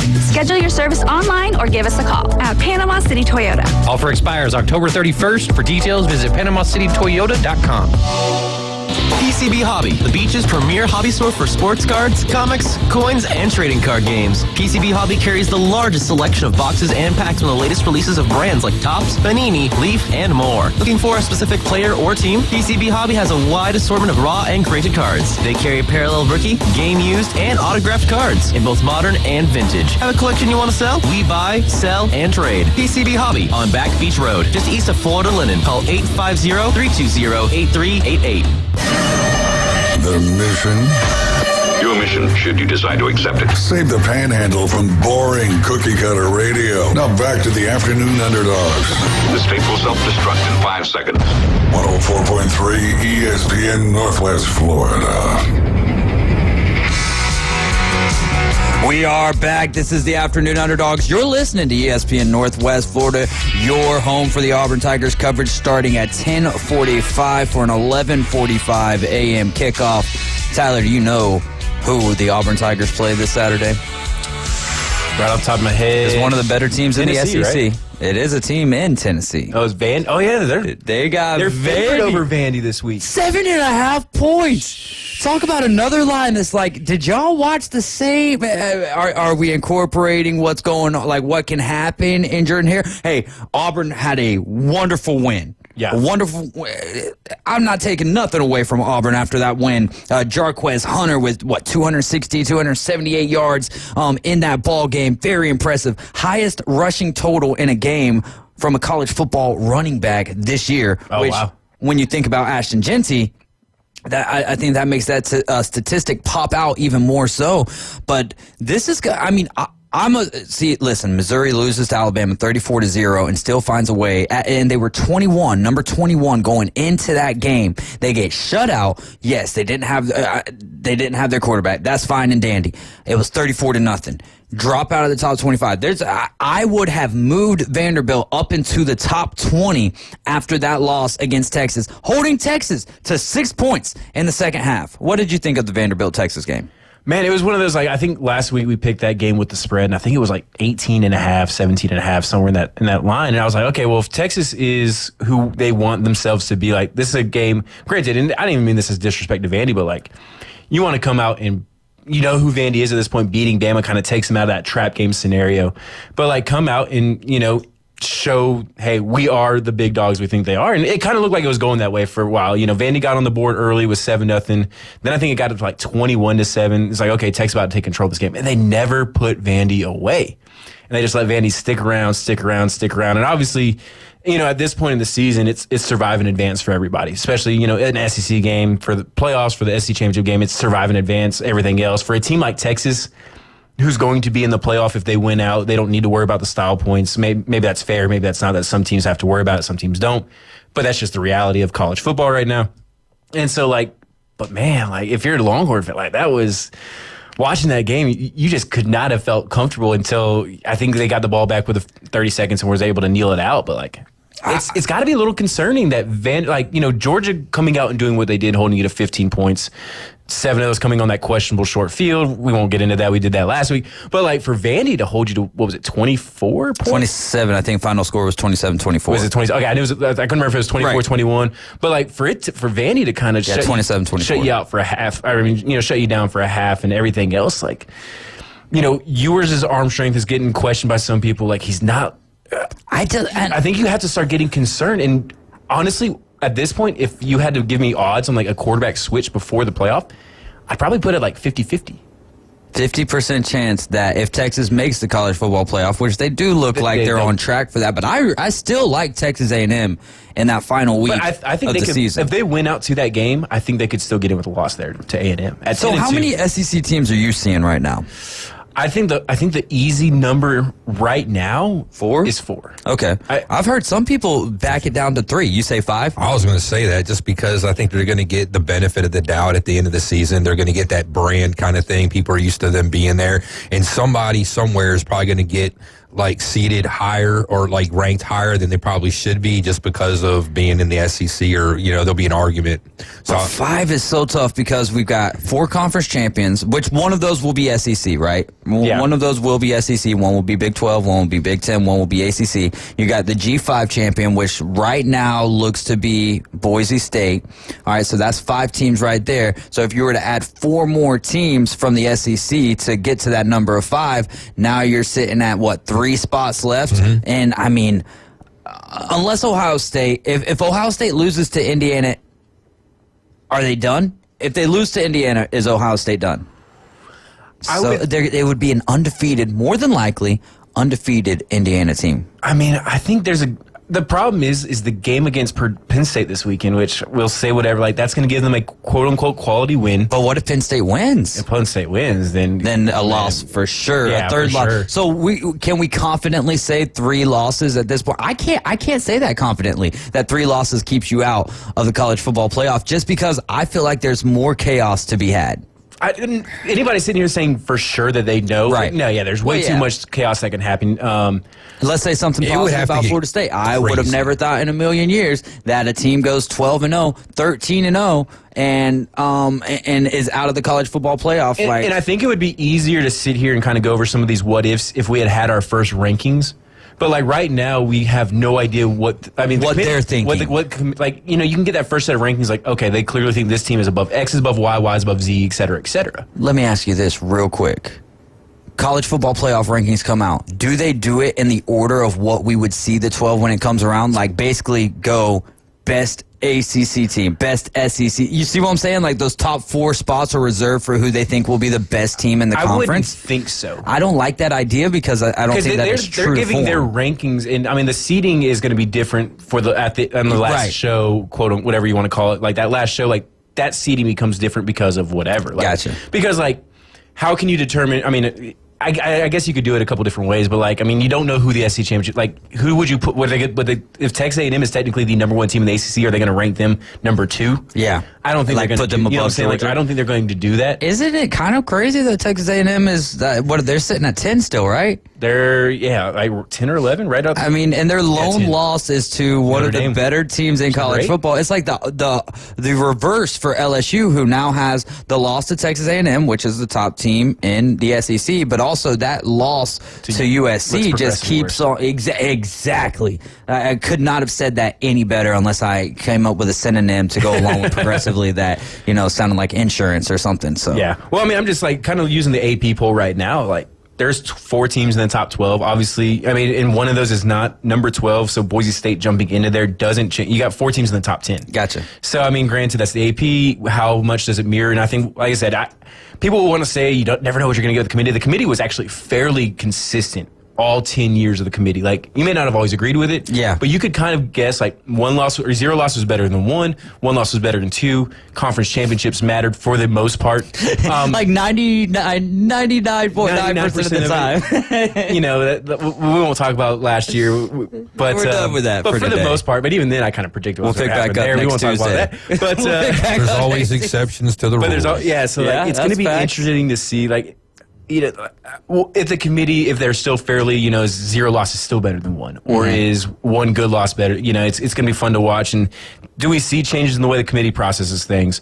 But we've obviously got some really big games coming up. We've got Ohio State, Penn State. We've got Georgia, Tennessee. We've got a lot of it'll figure itself out. We're going to end up with a Clemson, Miami, more than likely ACC title game.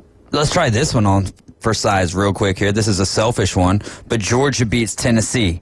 Now Tennessee and Alabama both have 2 losses in the SEC, but Tennessee has the head-to-head, so that Tennessee works itself out. That kind of works itself so out. It would have to be a 3rd loss. Yeah. Yeah, more than likely. Which, granted, I don't know Tennessee's schedule right offhand, but then is that how the committee's going to look at it, though? Right? It's like, well, they had the head-to-head. Head-to-head should matter. I agree. I mean, that's what caused the whole kerfuffle last year. That should be the ultimate tiebreaker is head-to-head. I 1,000,000% we saw that a little bit last year with Texas being ranked ahead of Bama going into the playoff.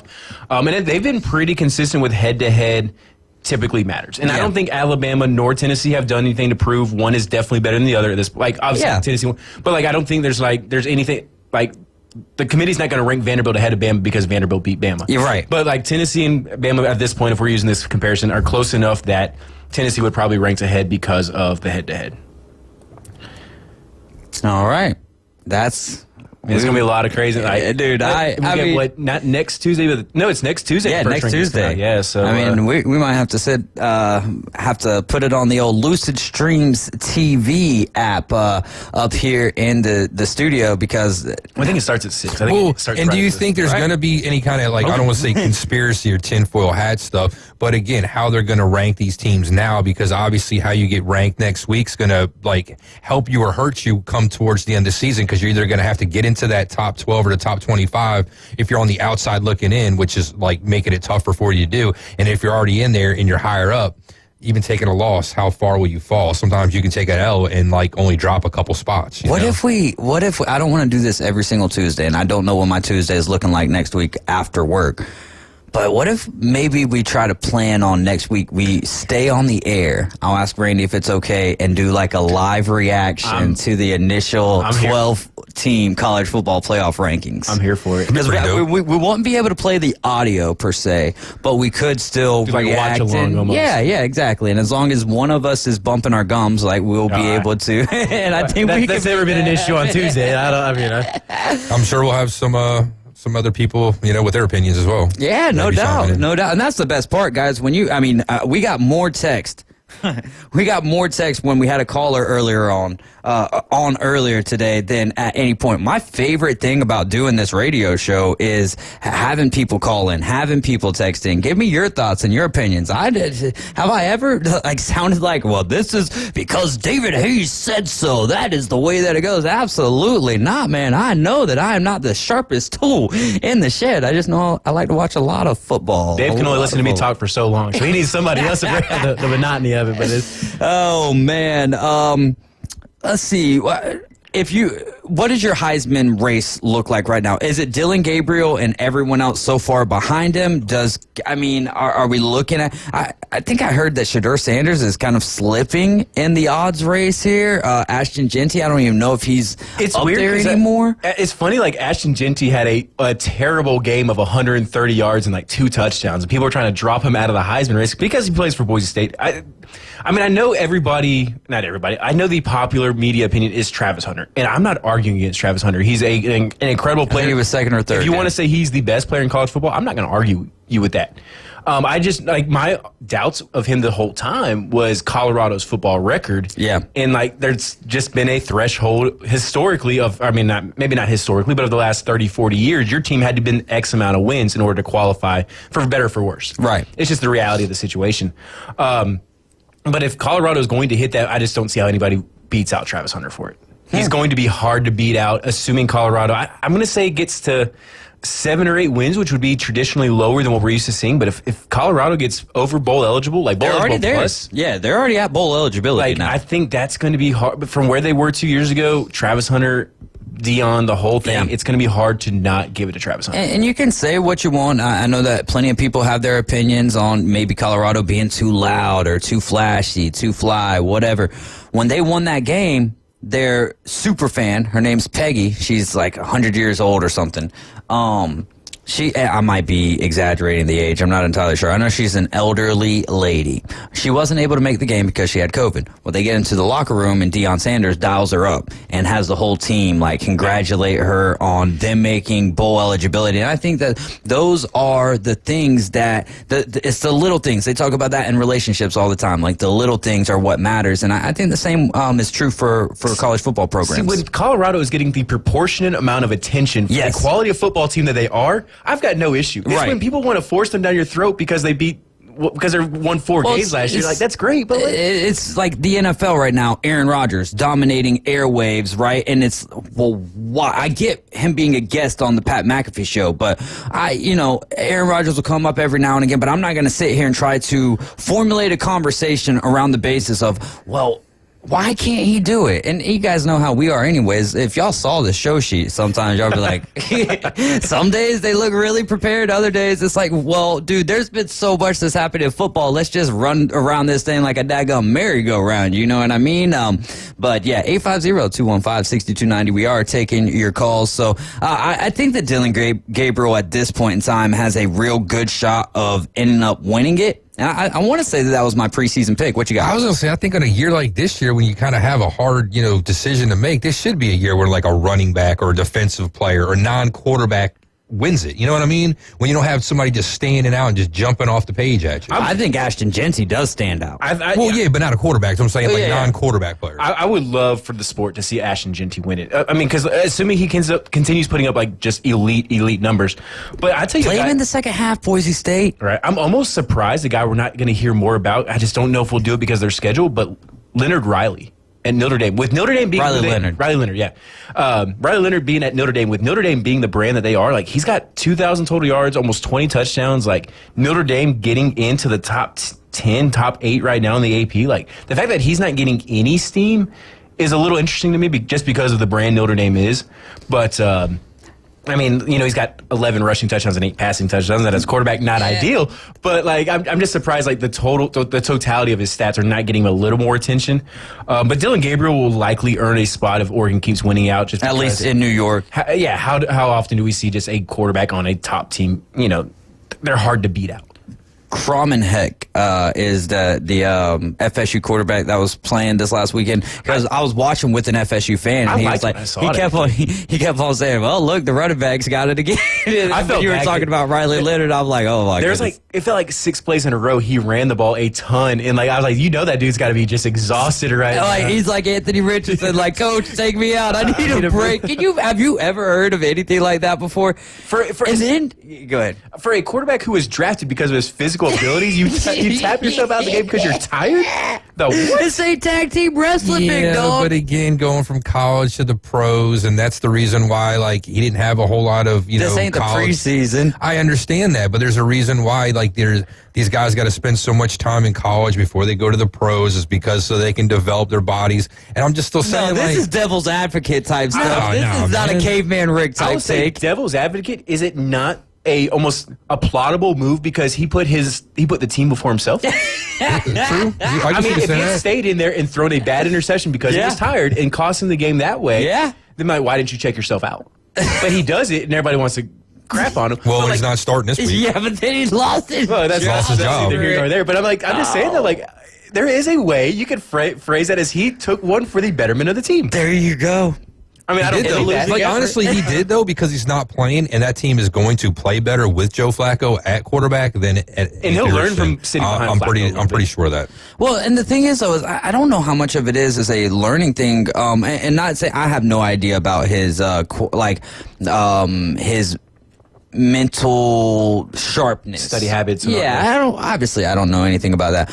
What I will say is we've known since college, accuracy is not a strong suit. When the Colts are scoring, they're either scoring on his legs or they're scoring on deep pass balls. Yeah. And so he's good deep, but he's not good intermediate. He's not good short. And that's where guys like Patrick Mahomes, even Aaron Rodgers, and Tom Brady back in the day, it was because they know that they can diamond and nickel and dime you all the way down the field. And that's what it takes. You got to have a good run game. You got to be able to make the short and the medium passes. And then every now and again, when they're cheating up on you and saying, we're going to try to stop that, boom, over the top. You're one-dimensional, and if you're a one-dimensional quarterback, it's easy to defend. Yeah. Easier to defend. Yeah, I agree with that too. And we'll see how the rest of the season goes for the Colts. I mean, the AFC South, just a tough division. Not a tough, like the opposite of that. And now, I mean, who knows how things are going to go? Like, the Texans did it last year without Stephon Diggs. But I feel like having him in that wide receiver core, having him as the safety blanket, if you will, for C.J. Stroud, I think that's going to be a loss that we may not be able to quantify just yet. Back to what you were saying earlier, too, in the show, Nico Collins doesn't come back till November 10. He's on the IR right now. Who's that? Nico Collins. So he's not even back yet. No, he's not even back till November 10. So it's Xavier Worthy and Bobby Trees out there along with Tank Dell. Xavier Worthy. Oh, I'm not. Oh God, what's his name? You got John Mechie. No. John Mechie is over there. Robert Woods is over there as well. It's not Xavier Worthy, but it's named very close. I'm sorry, I can't remember it off the rip. Worthy Xavier. And then, but of course, Bobby Trees is over there too. Yeah, and John Mechie. Can't forget. I'm not letting you guys forget about Mechie. If it is, he wasn't in the depth chart when they popped up on the screen about 15 minutes ago. Yeah, but he's over there. That's for sure. Let's see, what else do we got in NFL? Oh, we got to take a break. So that's what we're going to do when we get back. Tyler's going to make his picks. You guys are riding along with the Afternoon Underdogs. I've got a text from Mike to read when we get back. Keep it locked into ESPN Northwest Florida, please, and thank you. ESPN Northwest Florida is your touchdown headquarters for the Mosley Dolphins and the Auburn Tigers. Plus, premier college and NFL games. Touchdown! Your source for the most live football on the Gulf Coast in a rich audio experience. ESPN Northwest Florida. Good evening. This is Joanna on ESPN Northwest Florida with your weather forecast on this Tuesday. Clear tonight with a gentle breeze out of the east at 10 miles per hour and temps near 69. Tomorrow morning we will have mostly sunshine and a wind speed of 11 miles per hour and be warm at 79. Mostly sunny in the afternoon and evening, a high 82 with a moderate breeze. Some sun Thursday with a temp of 82. This forecast is brought to you by Earthworks of Northwest Florida. Thank you for listening to ESPN Northwest Florida. Rely on it. Attention homeowners, are you dreaming of a backyard oasis? Look no further than S&R Fencing, your go-to destination for quality outdoor transformations. At S&R, they specialize in crafting custom fences, decks, retainer walls, and all exterior construction that not only enhances the beauty of your home, but also stands the test of time. Their experienced team takes pride in delivering top-notch craftsmanship with a personal touch. S&R Fencing, locally owned, licensed, and insured, and a member of the BBB. Hello, this is Rick Vossen with RV of Panama City, your local Stormore portable building dealer, located at 2241 East Baldwin Road. Shopping for a garage, portable building, cabin? We build them anywhere from 8 to 16 foot wide, 10 feet to 60 feet long. We can do insulation, electricity, transom dormers, thermal windows. Come, let's customize a building together. Rick Vossen, Stormore Portable Building Dealer, Panama City. In your face. Questionable calls all over the NFL this year. On the field. Quantify, to put a value on momentum, you can't do that. And in your radio. Hashtag NFL Rig. Now back to the Afternoon Underdogs on ESPN Northwest Florida. We're finding out all kind of news right now. Kyler Murray might play for who? He said he would potentially play for the Korean flag football team in the next Olympics. Okay. He's 1/4 Korean, I believe Okay. he said. All right. Well, John Mechie is Taiwanese Canadian. I didn't even know that. He is on the Texans roster, and Xavier Hutchinson was the wide receiver Caveman Rick was looking for. Yeah, Xavier Hutchinson, my bad. Well, Caveman Rick, real quick, I don't want to spend too much time on this because we do got to get to these picks. Joe Mazzulla was interviewed, the Boston Celtics coach. He was interviewed on Boston Sports Radio, and they asked what would be one thing that you would bring to the NBA, and he said power plays. So, like, if a guy takes a charge or whatever, you're playing 5-on-4. He also said that the NBA should allow fighting. And I just think that that's a guy's guy right there. Like, come on, wouldn't we watch the NBA more if they would let these guys do a little bit more scuffling? I like his ideas, but it's not going to work. Not the power play, but the fighting. Like, let them get back to a little bit of... Either way, it's not going to work. As long as they're not up in the stands. It's not going to work. Most of those guys... No, it's not going to happen, man. There's a handful of guys that would probably throw down and actually, like, kick some tail, but the vast majority of them, no. It would be like watching baseball players. They're just We've already seen that, though. We've already seen that. What about with Tim Anderson and J-Ram? That's a fight would you right not there. Like to see Ant Edwards and John Morant going after it? Yeah. As long as you ain't got a gun, like, yeah, bro. I think Ant Edwards would, like, just annihilate John Morant. I mean, that's my boy, yeah, but I think that would be a hilarious, like... I don't know, man. Like, as long as the scuffles don't last too long, like, I don't want to see them dragging them across. I mean, I wouldn't mind seeing that. We all like MMA, we like boxing. Like, that's just something that we, as I think Americans, I think human beings, I think our nature kind of yearns for that. Like hockey, you're doing it on skates. You're doing it like it's fighting like on your feet, and traditionally fighting somebody is one thing. Trying to do it like another way, like I said, on skates, you're using other muscles and everything. It's a lot more difficult. It's more of a certain skill set. And great. I mean, like, Missoula, cool. You want to try to make the game, like, more interesting, but it'd never work. We have a comment on YouTube 4 times that says liar boy, liar boy, liar boy, liar boy. So, thank you, Rana. We appreciate that. Anyways, let's dive into these. You also said there was a text from Mike, right? Oh, yeah, real quick, and then we'll try to knock these picks out in 7 minutes. I think that's impossible, but we will try it. Mike says the dude is not a pro yet. He's talking about Anthony Richardson. The dude is not a pro yet. He may be on an NFL team, but he is not a pro.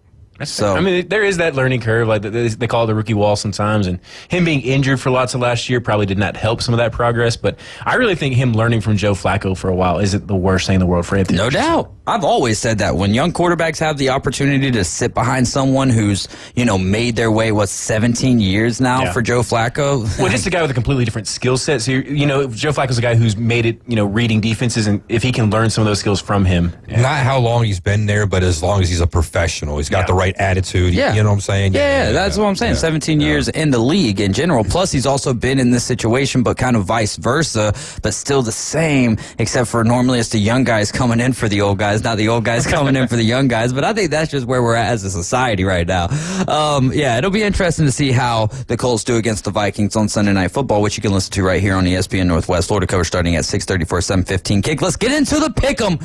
And we've got a few games. I think last week was our highest amount of spreads. We had 3. Each week we're just upping the ante a little bit. I love it. Number 4, Ohio State traveling to Happy Valley to take on number 3, Penn State. Penn State's a 3.5-point dog, and the total sitting at 45.5. James Franklin's still the Penn State head coach? Yes. Then give me Ohio State. There you go. Duke at Miami. Miami needs to cover 21.5. Max had Ohio State in that previous game. Miami's coming off a big rivalry game. We kind of talked about that a little bit already. So I'm going to take Duke to cover. I think they'll play some slow ball, and I just don't think you'll see a lot of possessions. There you go. Ole Miss at Arkansas. Max has Duke in that game. Ole Miss at Arkansas. I almost considered making this a 7.5-point spread and making us pick with a spread, but we've got a lot of 7-point spreads on the docket for this week, so I stayed away from it. Ole Miss, Arkansas. Max has Ole Miss. I'm taking Ole Miss. This is one Lane Kiffin needs. Like, for the season that he came into, he can't. I mean, if he's going to lose to Georgia, more than likely, in my opinion, and then they're at 3 losses and out of the playoff, which is going to kill the momentum he had. All right, Vanderbilt and Auburn. You can listen to this game cover starting at 10:45 for an 11:45 a.m. kickoff right here on ESPN Northwest Florida. Vandy at Auburn. Auburn a 7-point favorite. Spread still blows my mind, but Jordan Hare's weird, so give me the War Tiger Plainsman at the house. There you go. War Eagle for Max as well. He's going to be taking the Tigers. Number 1, Oregon traveling to Michigan. Michigan getting 14.5 points here for a 45.5 point total. Who do you like in this one? I think this is because of who Michigan is as a brand, this is a statement game for Oregon. I think if they can win by a lot, they're not going to let their foot off the gas. Dan Lanning is going to be full send. So I'm going to take Oregon in the points. Max has got the Ducks as well. Quack. Number 0, Florida. They've turned the season around, though. There is that. Taking on number 2, Georgia, and that'll be over there in Jacksonville. Georgia is 16.5-point favorite. Is this going to be the last time that it's in Jacksonville for a little while because of the I think we got one more year. One more year? Then they're talking about Atlanta and Tampa. Ooh. As a rotating neutral site game. I don't think anything's confirmed. Jacksonville is redone. Okay, gotcha. Then I'll go back to Jacksonville.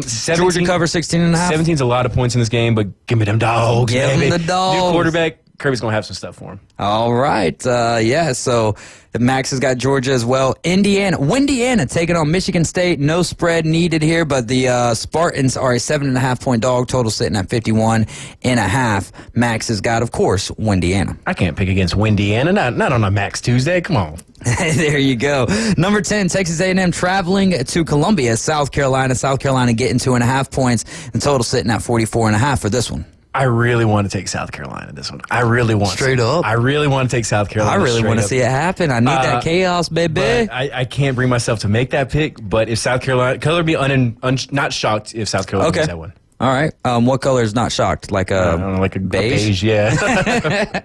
All right. Louisville is traveling to number 11, Clemson. And Clemson, 10.5-point favorite. We are using the spread in this game. Max has got Texas A&M in the previous game and Clemson in this one. I feel like we haven't heard a whole lot about Clemson in a while. I feel like they're just kind of quietly winning games. But give me Clemson minus the 10.5. All right. Then our final one, Pitt, having a stellar season that no one's talking about. Really, they whooped up on a Syracuse team who's been pretty soft. Yeah, sure. Exactly. There's so many teams this year, I think, that are going under the radar. It's wild, but expand this thing to 24, y'all. 18 Pitt taking on a very fun team to watch play the game of football. Number 20, the Mustangs of SMU. SMU 7.5-point favorite, total sitting at 58.5. I think I'm going to take SMU at the house, and I think also coming off a 6-turnover game, even though you won, it gives you a ton of coaching tape. And hey guys, we can't turn the ball over 6 times in a game again, right? So I'll take SMU at the house. All right, then we'll move on to our NFL picks. By the way, I was doing the standings earlier, and I guess I gave Max extra wins somewhere because I'm sitting there. No, I know. Fixed. So I'm counting. I went through and calculated everyone's score all over again, and so with that, you actually have a 2-point lead on Max. Me, and Max. I think it's James. We're all tied for 2 games behind you right now. So you are in the lead. I think you've got 79 wins on the year, and it stood out to me because Max has got 6 more wins than all of us. I'm like, ain't no way. Yeah, well, that ain't no way. He's a smart fella. He had 14-1. No. Texans at the Jets. Jets are a 2-point dog. Total sitting at 42.5. You can listen to this game right here Thursday evening on ESPN Northwest Florida. How could you pick the Jets right now? Just everything we're seeing from them, nah. Actually, you know what? I might be wrong about this. The Jets might be a 2-point favorite. I might have typoed this one in because I was like, there's no way. I just can't comfortably bet on the Jets right now. They've not shown anything that give any faith whatsoever. Rick, we got 3 minutes. If you'll do me a favor and find the spread for the Texans and Jets, that would be awesome. Chargers at the Browns. Jameis Winston at the helm for Cleveland here, playing for the decals on the helmets. Never mind, we ain't got no decal. I love it, man. Jameis Winston, national treasure, bro. That man, watching him on Hard Knocks a few years ago was the most incredible experience. I'm not betting against Jameis Winston, so give me famous Jameis and the Browns. Hey, there we go. Yeah, Jets are -2. What? Over and under of 42 on Hard Rock.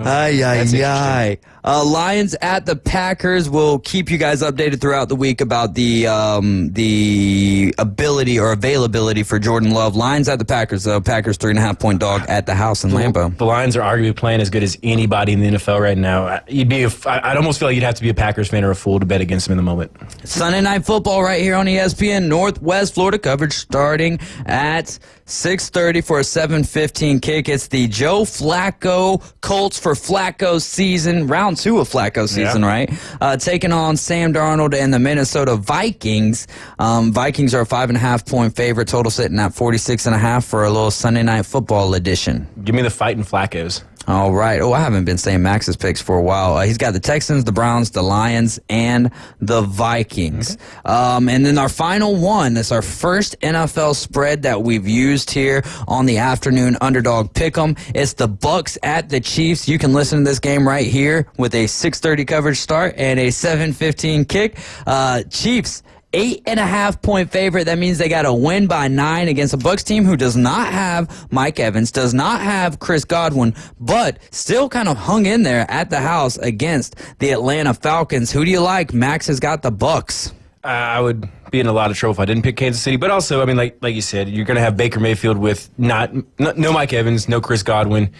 And against the Spagnuolo defense, I think he's going to have some stuff for him. And I think it could end up being a relatively low-scoring game, and maybe the Chiefs only score like 20 points and they don't cover the spread. But I don't have any confidence in the Bucs putting up some great offensive numbers this week. Outside of Georgia, Florida, looking at the slate or even just looking at the pick'ems that we just went over, what game intrigues you the most? Not Florida, Georgia. I mean, not Florida, Georgia. Part of it's going to be Oregon, Michigan because of what I talked about. Like Michigan being the reigning champs, I know they aren't what they are. But they're the second biggest brand in the Big Ten, maybe the biggest brand over Ohio State, you could argue.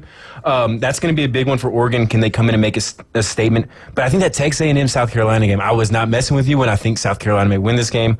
Obviously, I've got a little bit of added stake because I do need some help for Georgia to make the SEC championship. Whether I think they need to make it or not is a whole different thing. But you got a team coming off a big win at night at home. Now you're going on the road against a team with one of the best front fours in all of college football. That's going to be an interesting one for the Aggies. It will be indeed. That's Tyler Bishop here on your Tyler's Takes on a Tuesday with the Afternoon Underdogs. We're out of time. I don't have anything else that I can say except for the most important thing I've said all day. Jesus loves you, and so do I. Y'all take care. Be safe.